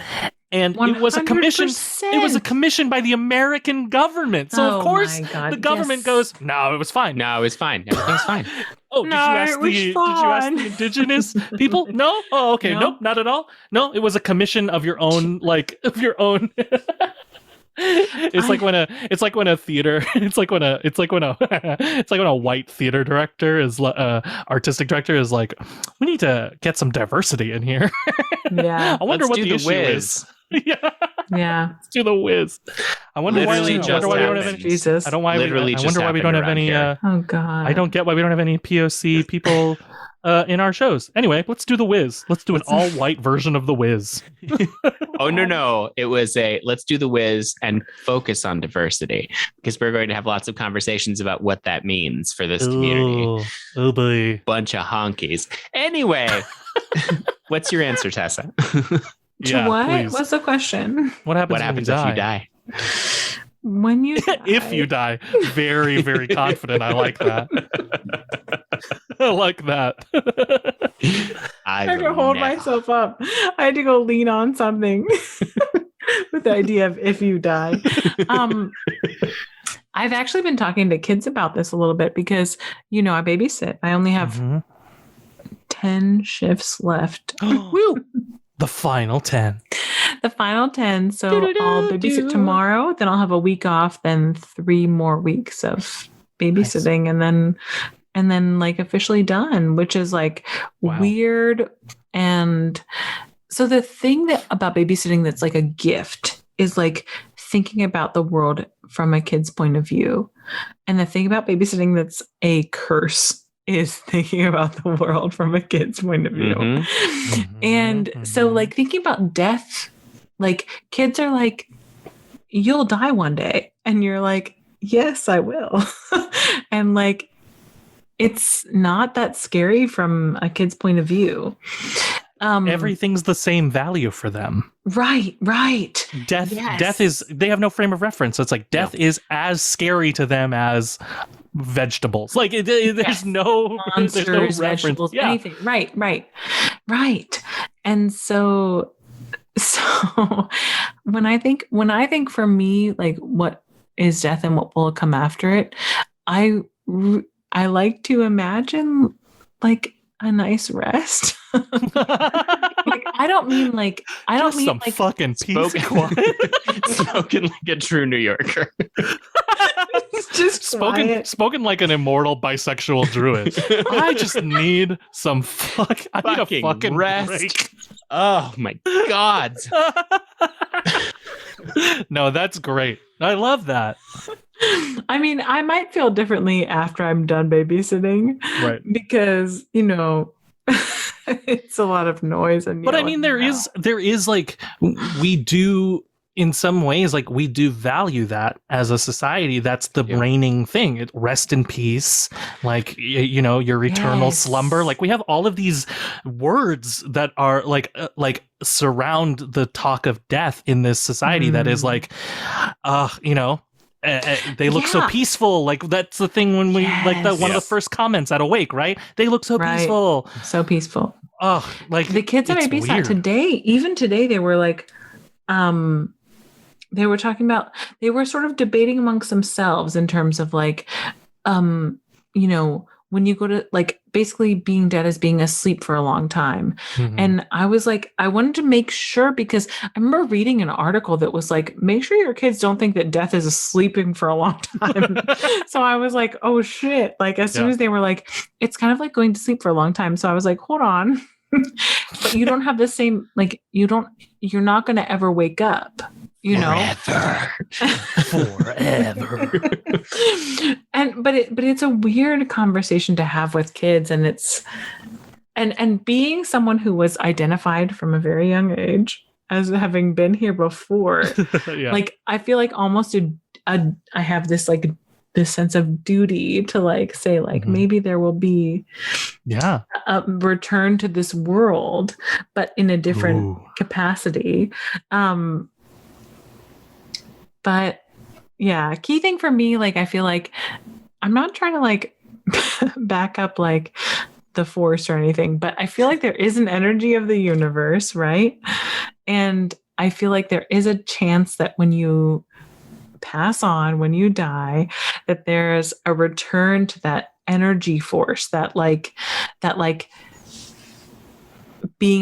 being a connecting energy between like stars and between planets and between like there's just like an energy of the universe, right? Mm-hmm. Fingers crossed. Fingers crossed. Oh my gosh. I like to. My fingers are crossed, and I'll just be part of the like energy of the universe. There's a romantic part of me that's like, I hope that. Like it's almost there's a piece of energy that left, that collective energy to live its life as Tessa for a moment, right? And I think when that energy returns to the collective, it has gained this appreciation of something, you know? Absolutely. I mean, because in astronomical terms, right, we are alive for a blink. Nothing. Not even a nothing. blink. Not even a blink. Right. Yeah. Right. I mean, I just remember like Neil deGrasse Tyson like standing and being like, here we are in the calendar of like when humans have existed, and it's at midnight. Yeah. It's like 11:59. It's like if the whole existence, what is it? It's like if the whole existence of the universe is December. Yeah. Like we've shown up at 11:59 on December 31st. Like 11:59. Yeah, 11:59. Exactly. And so it's like we don't know a fucking thing. No. We know nothing. But I'm so intrigued other humans intrigue me so much in terms of like what was thought in the past, what is thought now by other people, like all the religion. Like there was one old teacher who taught a general religions class or something like that like nobody took. Like people were like, why the fuck would I take this?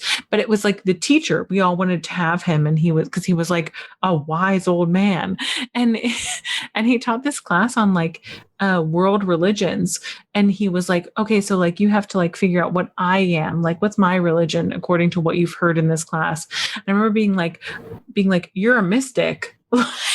Because he like had all these ideas that were outside of any religion, and yet he had some idea of, and he preached to us in a way. It was fascinating. But like thinking about the religions of the world and like the fact that we as humans, maybe we're not alone. Maybe we're not alone in terms of thinking of there being something else outside of us. Right? Yeah. Yeah. But you just feel like there's, right? Don't you feel like there's like an energy or something? There's something. My answer to this question as I've gotten older has Yes. been, I have no idea, but I love thinking about it. Yeah. Yeah. Because like, I mean, at the end of the day, we have no idea. There's no way to know. Yes. That's part of what makes things wonderful. Mm-hmm. Yeah. There's When I talk to kids. Nobody's been able to come back yet and tell us. Right. This is what it is. Now we know. And now we know. We have definitive proof. It's finished. All right. It's over. Are you ready? Question number 3. Are aliens real? Yes. No. Yes. David, no? You think we're alone in the Of course universe? they are. We're not alone in the universe. I think we are. That's David, amazing. That's so sad. How would we have managed that? I don't know. Tessa, Fate, I don't. luck, How are chance. how are we managing at all? Period. Good question. How have we done this? We gotta move. How have we off done of this as Earth. long as we have? Yeah, I don't know. We Yeah. 100% need a new home. Oh man. The only thing is that between the Renaissance Festival discussion and between this discussion with you two, I'm realizing like I might be depressed. No, just kidding. I'm just kidding. I am depressed. But no, I don't. I think I think the odds are against life. And I think we're the only ones that did it. And Humans are the only ones that did it. We're such Yeah. piles of shit. I We're know. so easy to kill. isn't that like part of like the beauty of it, of that against all odds, even ourselves we did it, and not even all life did it. Not everything on Earth has made it to now. Fucking dinosaurs couldn't do it. Yeah. Those fucking wusses. Hey, they turned those into comet birds. sucking They turned into wusses. birds. They turned into birds. They turned into birds. It's Don't- a science. Don't attack them. They They're- turned into they're birds. They did. birds They now. did turn into birds. You know what? I saw a blue heron. I saw 2 blue herons this morning, and they have a majestic dinosaurness about them. They do. They They do. do. They They do. do, definitely and cranes as well. Yeah. Like Mhm. cranes, herons, they have this like thing about them. When I saw chickens without their emus, feathers. when I And saw emus chickens. in Australia, it was very much like, oh, this is a raptor. This This is This 100% shit. Emus a raptor. for sure. This shit became a raptor. Oh shit. Yes. Yeah. Emus.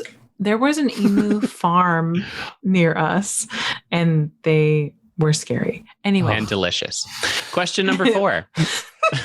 emu, the other red meat. Wouldn't it be? I'll just say before you ask question number 4, it wouldn't it be such a kind of great, like, that's a great punchline to the hilarious joke of the universe that, like, no, we actually are alone. Of the 100 billion galaxies that are out there. Of the We're 100 alone. billion galaxies, the entire existence, the 100 billion galaxies, the hundreds of star No, clusters. There's some people out there. Even just the thing, like the in that ratio, the hundreds of habitable zones that, like, the Earth is orbiting the sun at the perfect distance, right? There's hundreds of those habitable zones within the universe. Yeah. And none of them have life. No, I bet they None of them. all do. I bet they all do. And all the life is looking at us like our fucked up little sister Earth. I bet they For look There some like is- human beings, and there they're is having a something hard very- time. There is something very scary about, like, the idea that the reason we can't find. Have you ever? Yes, that's my we can't favorite. find. Do you know what I'm talking about, Kim? Yes. The idea that the reason that we can't find any life in the universe is because it's all hiding. Yeah, they're all like, The example is they're like, I'm out. have you ever been at a coral reef when the sharks appear? Oh fuck! Are we the sharks? Fuck. We're in the coral reef. And we don't know what the shark is. Yeah. So the reason that, like, no, we're looking at we're part of the coral reef, and we're looking around like, should there be life here? Like, coral reef is literally supposed to be teeming with life, but that's because all the And life's it's hiding from the because sharks. the predators are out there, and we So just wait. haven't met Wait. the predators yet. but because I just want to point out that we're making this episode when the US government has released files that have pointed out where like a bunch of Navy pilots and like Air Force pilots who were like 100% like believable, Sure. you know, sources have been like, there was stuff we couldn't explain. That's the That's best part. spooky. That's the best spooky. That is. Speaking That of is spooky. spooky, Are they question spark- 4. Question 4. Oh. Yes.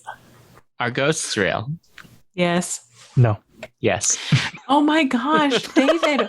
David, have you ever listen, okay. Has David's brother or sister or sibling or I'm an only anyone child. they know? Okay.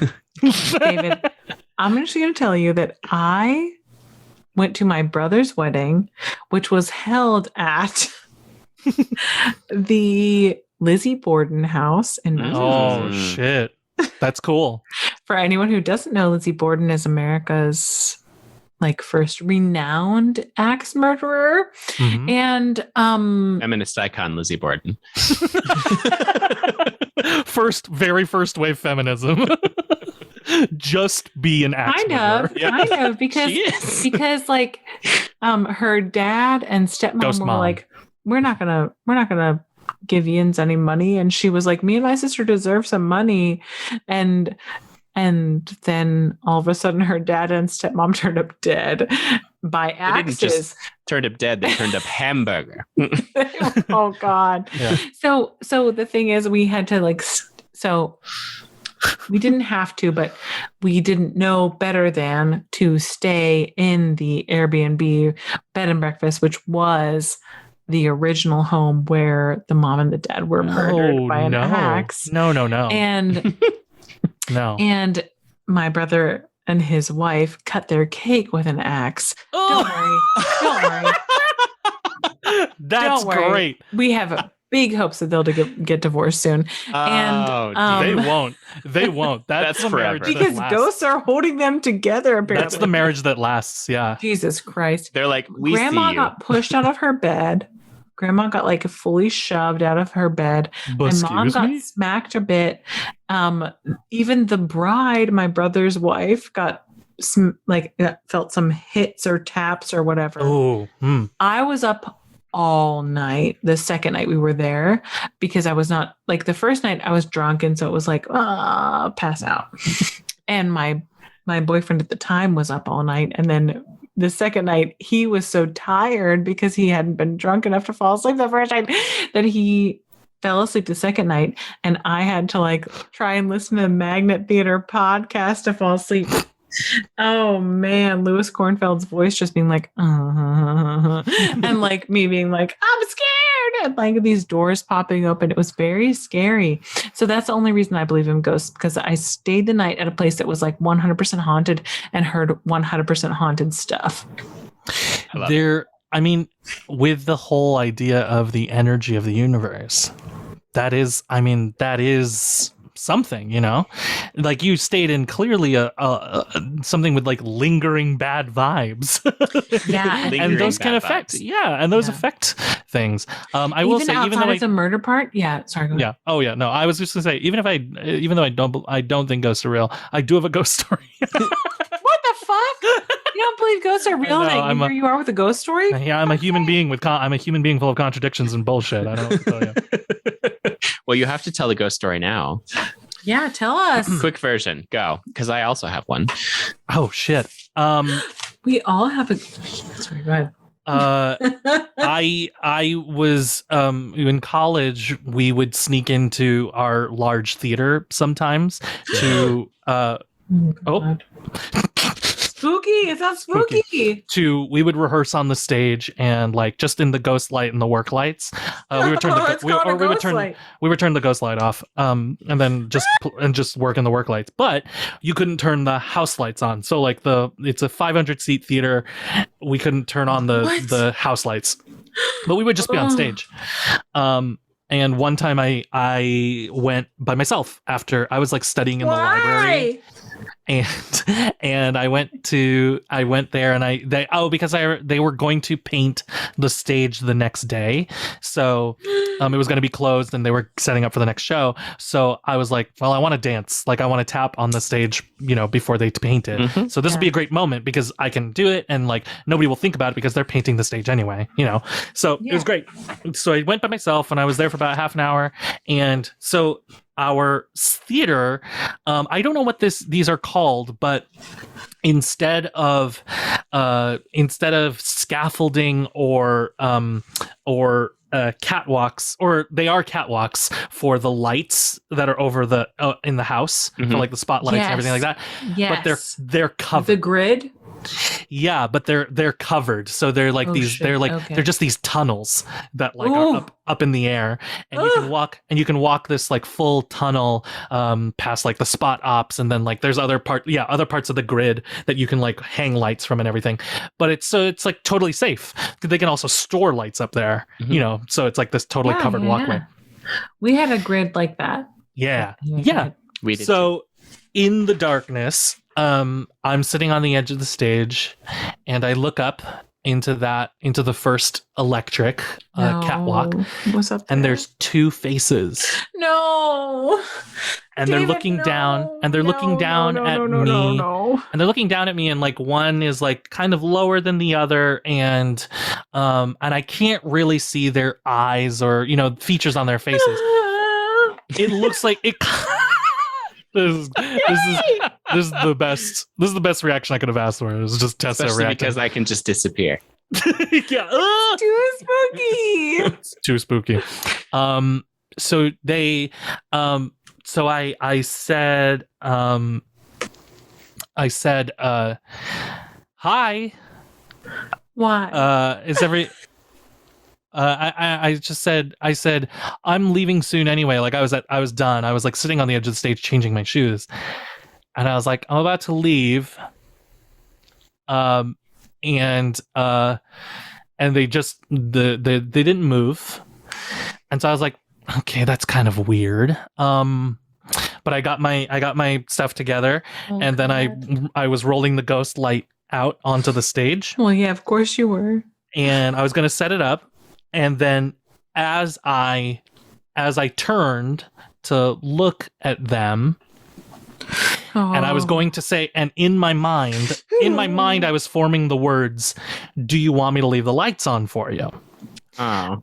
As I thought that, the work lights went out. Oh my God. And the ghost light turned on.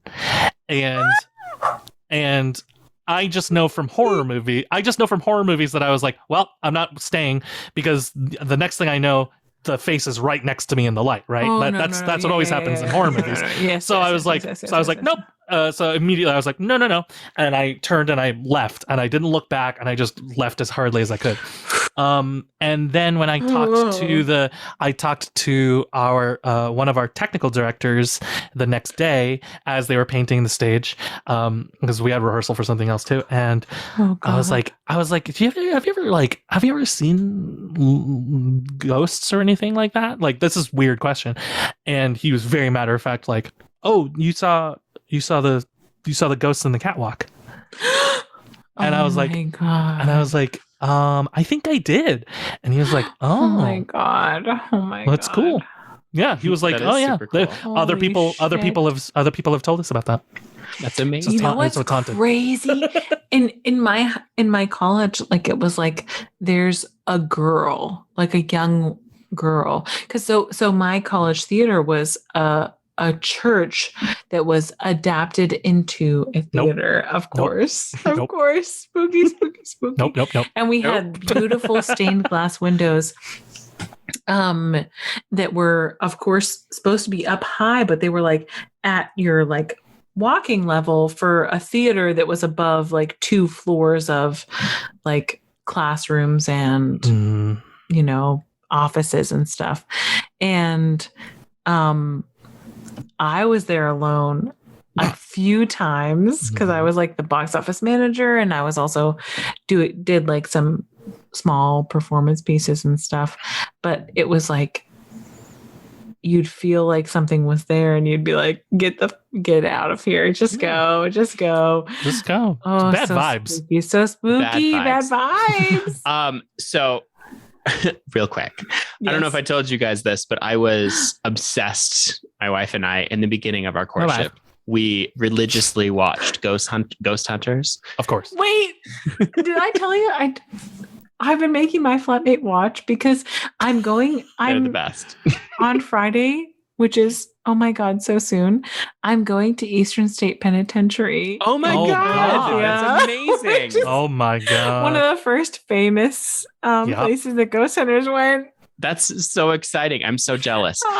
The reason I bring it up is because they had different types of ghosts, and that was like the first time they had talked about it. But like one of the things that they pursue is what they called imprints, which is where it's not an actual interactive entity. It is just someone's energy that replays over and over and over again. And I find that idea fascinating. I love that.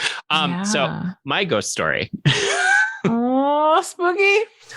In the summer of 2007, I was working 3 jobs. Of course you nut. I was doing my first professional theater gig. I was touring the Scottish play with the Wyoming Shakespeare Festival Company. No one should ever do it. It's a fucking haunted play. It's an incredibly haunted play. I have stories about that. But I was also working at a bookstore that also sold cigars called Books and Briar. And then I was working for my dad, rebuilding, I know, right? Rebuilding one of the oldest buildings in this town, which actually I'm 1 block down from. It was called the Old Broker, and it was the original hotel in town. And that it is notoriously haunted. It has had all kinds of stories. And this particular day, I was supposed to lay subfloor in the bathrooms, but because of rehearsal and my other job, I couldn't make it until late at night. And they had just repainted the kitchen floor with that special paint that, protects it and makes it food safe. Yeah. And so they were like, don't touch it. And so I took off my shoes, put them in my hand, and leapt the 4 feet over to where the door that I entered from, to where the hallway was. And I went around, turned on my Metallica, because I was a metalhead at the time, and started laying some subfloor. So it's like 10 o'clock at night, and I am the only person in the building. Of course. And all of a sudden I hear footsteps running around up above me. And there were offices. Running! Done. There were offices up there. Over. And like the owners had kids. So I was like, oh, they must be here. And so like the running kept happening. And I was like, fine, whatever. And then all of a sudden, with no warning, the running is on my floor and surrounding me. And then it stops right in front of me. And I was like, okay, I'm leaving. I'm going away. Yeah. And so I grab my shit, I grab my shoes, and I run and leap back over and lock the door. Oh, God. And I was like, you know what? I'm okay. And then the next morning, looking, because the door that I entered had one big window, like it was just a basic entry, and there was a single child-sized footprint that looked like it went up on tippy toes, just one, and just right by the fucking door. Like it watched me like it was leave. like it was watching you. Yeah, like it went and watched me leave. The thing is like ghost stories like that, like that's a fucking great story. I know. And it still has the power to give me chills and like scare me. Because it's a fucking great story. Shit. I argue it's actually a little bit scarier for me because I feel like people who do believe in ghosts can just go, "Oh, that was a ghost," But I can't. And you're like, because I don't believe in ghosts. So I'm like, what the fuck just happened? What the fuck was that? I love it. Well, yeah. Okay. Like I didn't. Okay, I will say I did not believe in ghosts. Like I watched Ghost Hunters, and I hung out with my family while they watched other or Ghost Adventures, the white trash Ghost version. Adventures. Ghost Adventures is a pile of shit. Oh, but he's so pretty and irritating. An emo, gorgeous haircut. Like fuck you. And also. and a surprisingly ripped bod. He's so ripped. He's obviously fucked. Gotta outrun those ghosts. He's way more into demons. You know what I mean? Like, Yeah. Oh, you gotta outrun demons. You can't be out of outrun shape. demons. You can't be out of shape. Out of Ghost shape. Adventures is way running more from like demons. demon spooky stuff than like, and he'll be like, oh, demons love running water. So like we're really close to a stream. Like he's fucked.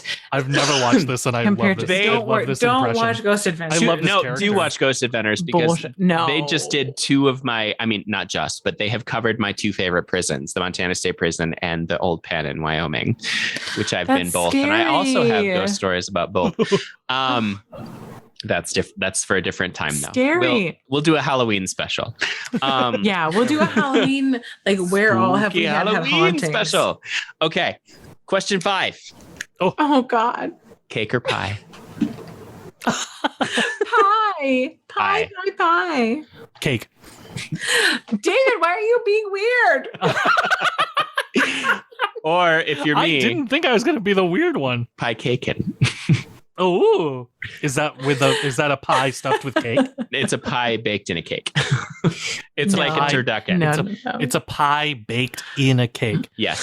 I love usually pie 3 better layers. than cake. Just like a turducken. It's usually 3 different types of cake with 3 different types of pie in said cake. Pie's a lot. Pie is like a lot. I think cake's a lot. I think cake is too much. I actually, honestly, given if I could have another option where I pick neither, that would be great. I Croissants. don't really like Pie, either one. cake, Oh, or no. croissants. A croissant. Croissants. A There's something quite charcuterie like board. an almond croissant. Charcuterie. Yeah, is there a charcuterie board I can take instead? How about a Can you go Pop-Tart? to the- I'll take a So- Pop-Tart. My adorable mother. Charcuterie or the boucherie. My A Pop-Tart. popped out. My adorable mother has abbreviated charcuterie into an adverb, and she calls it charcuting, and I love it so much. This is unrelated, but like, very, It's all very unrelated. unrelated, frankly. But today I walked over 20,000 steps. I did 8 miles of the Ayo. city, Okay, just Eminem. bopping about because One I shot. did a morning I walk in the morning, and then I walk to a cat sitting gig, and then Okay. took a train to a babysitting gig, and then walk to pick someone bragging up. over here. And so I was doing a lot of walking, but I was like, oh, like I want to do the Appalachian Trail, and I feel like should I Same. like post about this? Like be like, look, like I could do it. You could. Yeah. Yeah. You absolutely could. It's all Or about should I money. be like quiet and keep it secret? And just do it. Keep it secret. Keep it secret. Yeah, you can also do that. That's also great. It is great. All right. Was that a ghost? Oh! Let's play a No, real quick but game it of Fuck, was a- Marry, Kill. Okay. Oh, okay, here we go.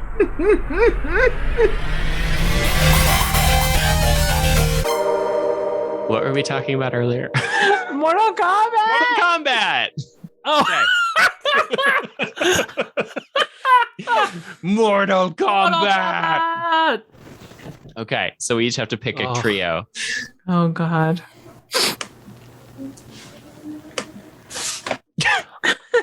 I'm gonna do all the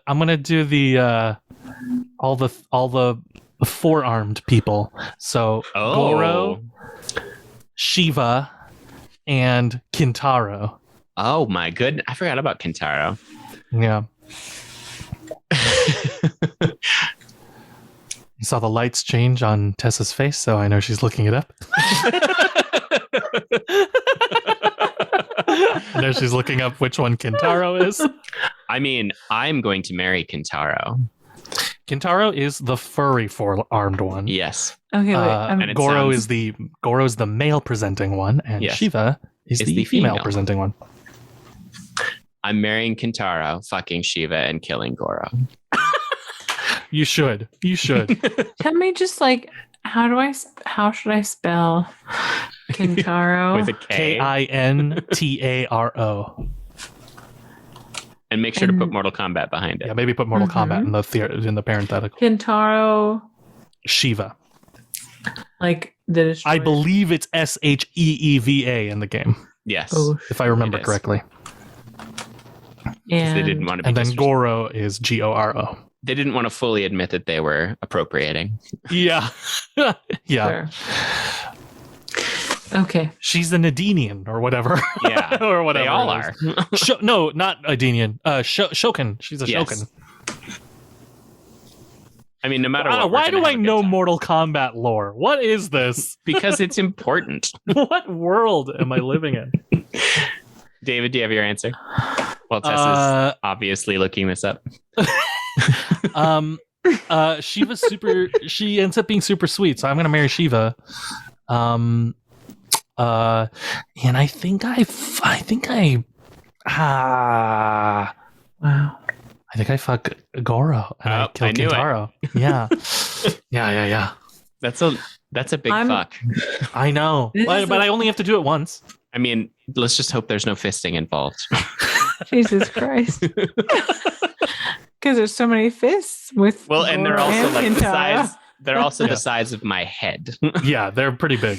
I'm Goro's gonna a big guy. I'm gonna go with David, where I marry Shiva and I fuck Goro Oh, and I I'm sorry, Oh. kill Kintaro. Kintaro. Oh shit! I'm sorry, Kintaro. Sorry, You Kintaro. deserve better. Sorry, Kintaro. There are beasts that are drawn handsome. I just don't think Kintaro is. I guess I'm a little bit of a furry, it turns out. We're learning a lot about you this episode. Apparently. We can't cut any of it out. This now. episode will be called Cameron TMI. There it is. I would love to do Kitana, Mileena, and Jade. Oh, the princesses. Yes. Ah, damn. Kitana, What? Everybody loves. Mileena, and Everybody Jade. loves Mileena, but Melena's got that mouth thing. I know. That's scaly. Yeah, it's terrifying. It's not something that I want my peen around. But it does feel. I mean, the whole thing is objectifying, but like, it does feel objectifying to just be like, yeah, Kitana and Jade because they're human. Because they're human. and attractive. They're not a mutant alien. Yeah. Kitana becomes Khan eventually. She So does. I marry Kitana. She's also just the best. She's pretty great in all versions. Does the spirit within me that fucks Goro, do they also fuck Mileena? I don't know. Does Jade deserve killing? But I also feel bad that it would essentially be a pity fuck for Jade. The mind reels. The mind reels. Mhm. Truly an immortal conundrum. Indeed. I'm ready. I'll fuck Mileena. I'll kill Jade. Tessa. I'm gonna marry Mileena. Whoa. Oh, what? We all have Fuck different answers. Jade Oh, and kill Kitana. whoa! I know. And I am going to marry Jade, fuck Kitana, and kill Mileena. What the fuck? Wow. How do we all have different answers? How do you kill Kitana? What? You just do what you gotta do. You do what you gotta do. Incredible. I mean, that's the attitude that wins the Mortal Kombat tournament. It is. So you do what you gotta do. Combat. You do what you gotta do. Tessa. Yes. Do you have, Do you a, have a do you have a trio? Oh my god. Shit, yes. I would it's in recommend the job. ninjas. The Okay. ninjas are the ninjas. Oh, the ninjas are kind of Okay. maybe. They're very similar. I guess it's Yeah. favorite color games Yeah, and superpower games. right. It's like, do you like ice cubes or do you like butt play? We don't know. But like if it's like maybe instead of like noobs, maybe it's a reptile. Ooh. I don't know. Do you like a little burning sensation? Oh God. Yeah. Or smoke. Or Smoke, you noob could do smoke. Thybot. That's initially who I thought, because I knew it was Scorpion, Sub-Zero, and I was thinking of the third one. And I guess you would say noob first, but Reptile.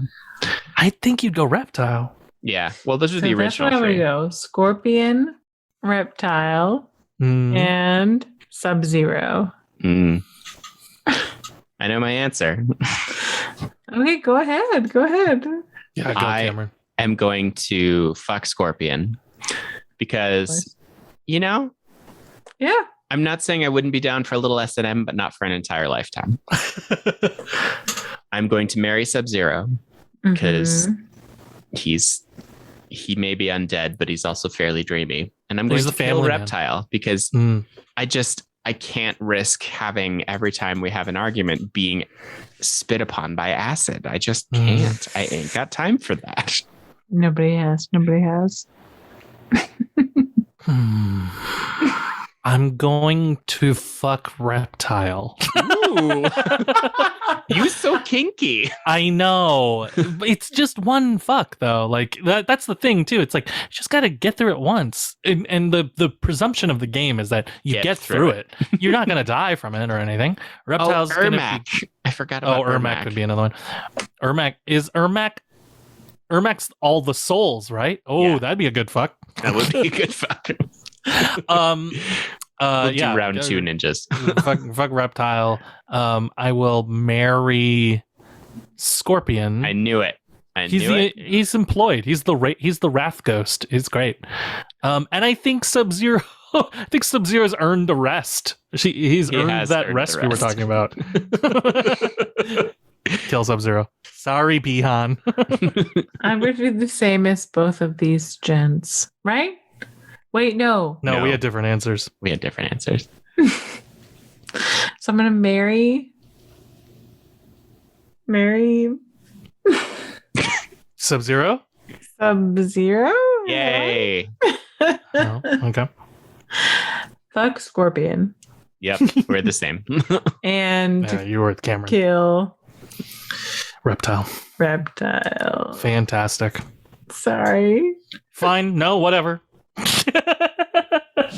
Oh, there was also rain. Shit, there were so many ninjas. Shit. I know. There's a lot of ninjas. Well, it's a Mortal Kombat. It's a fighting tournament. It is.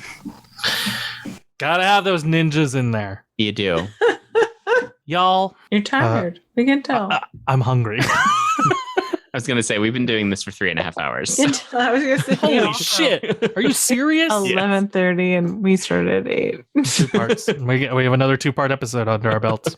Probably. What else can we do? With it? Go to sleep. Go to sleep. Just sleep on it.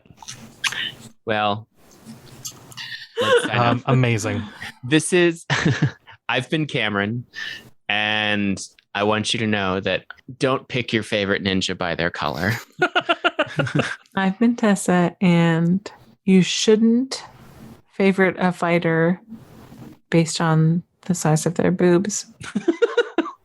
Valid. And I've been David, and I'm going to share a quote, my former work wife. How dare you don't think I don't know my single digit? Now that's what I call musics.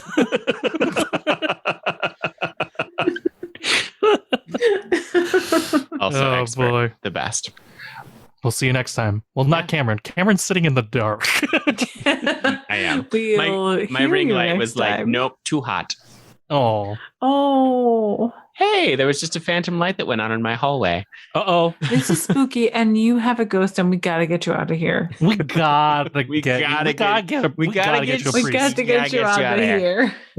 get you a priest over there. Right now. Too spooky. I speed dial a priest. I speed dial a priest for you. Please, speed dial a priest. Please. Hello, please. Father. Oh, hello. Priest. Oh, hello. Oh, we get rid of the ghosts for you. Don't you worry. I don't know what it's so fun. I don't know who this character is.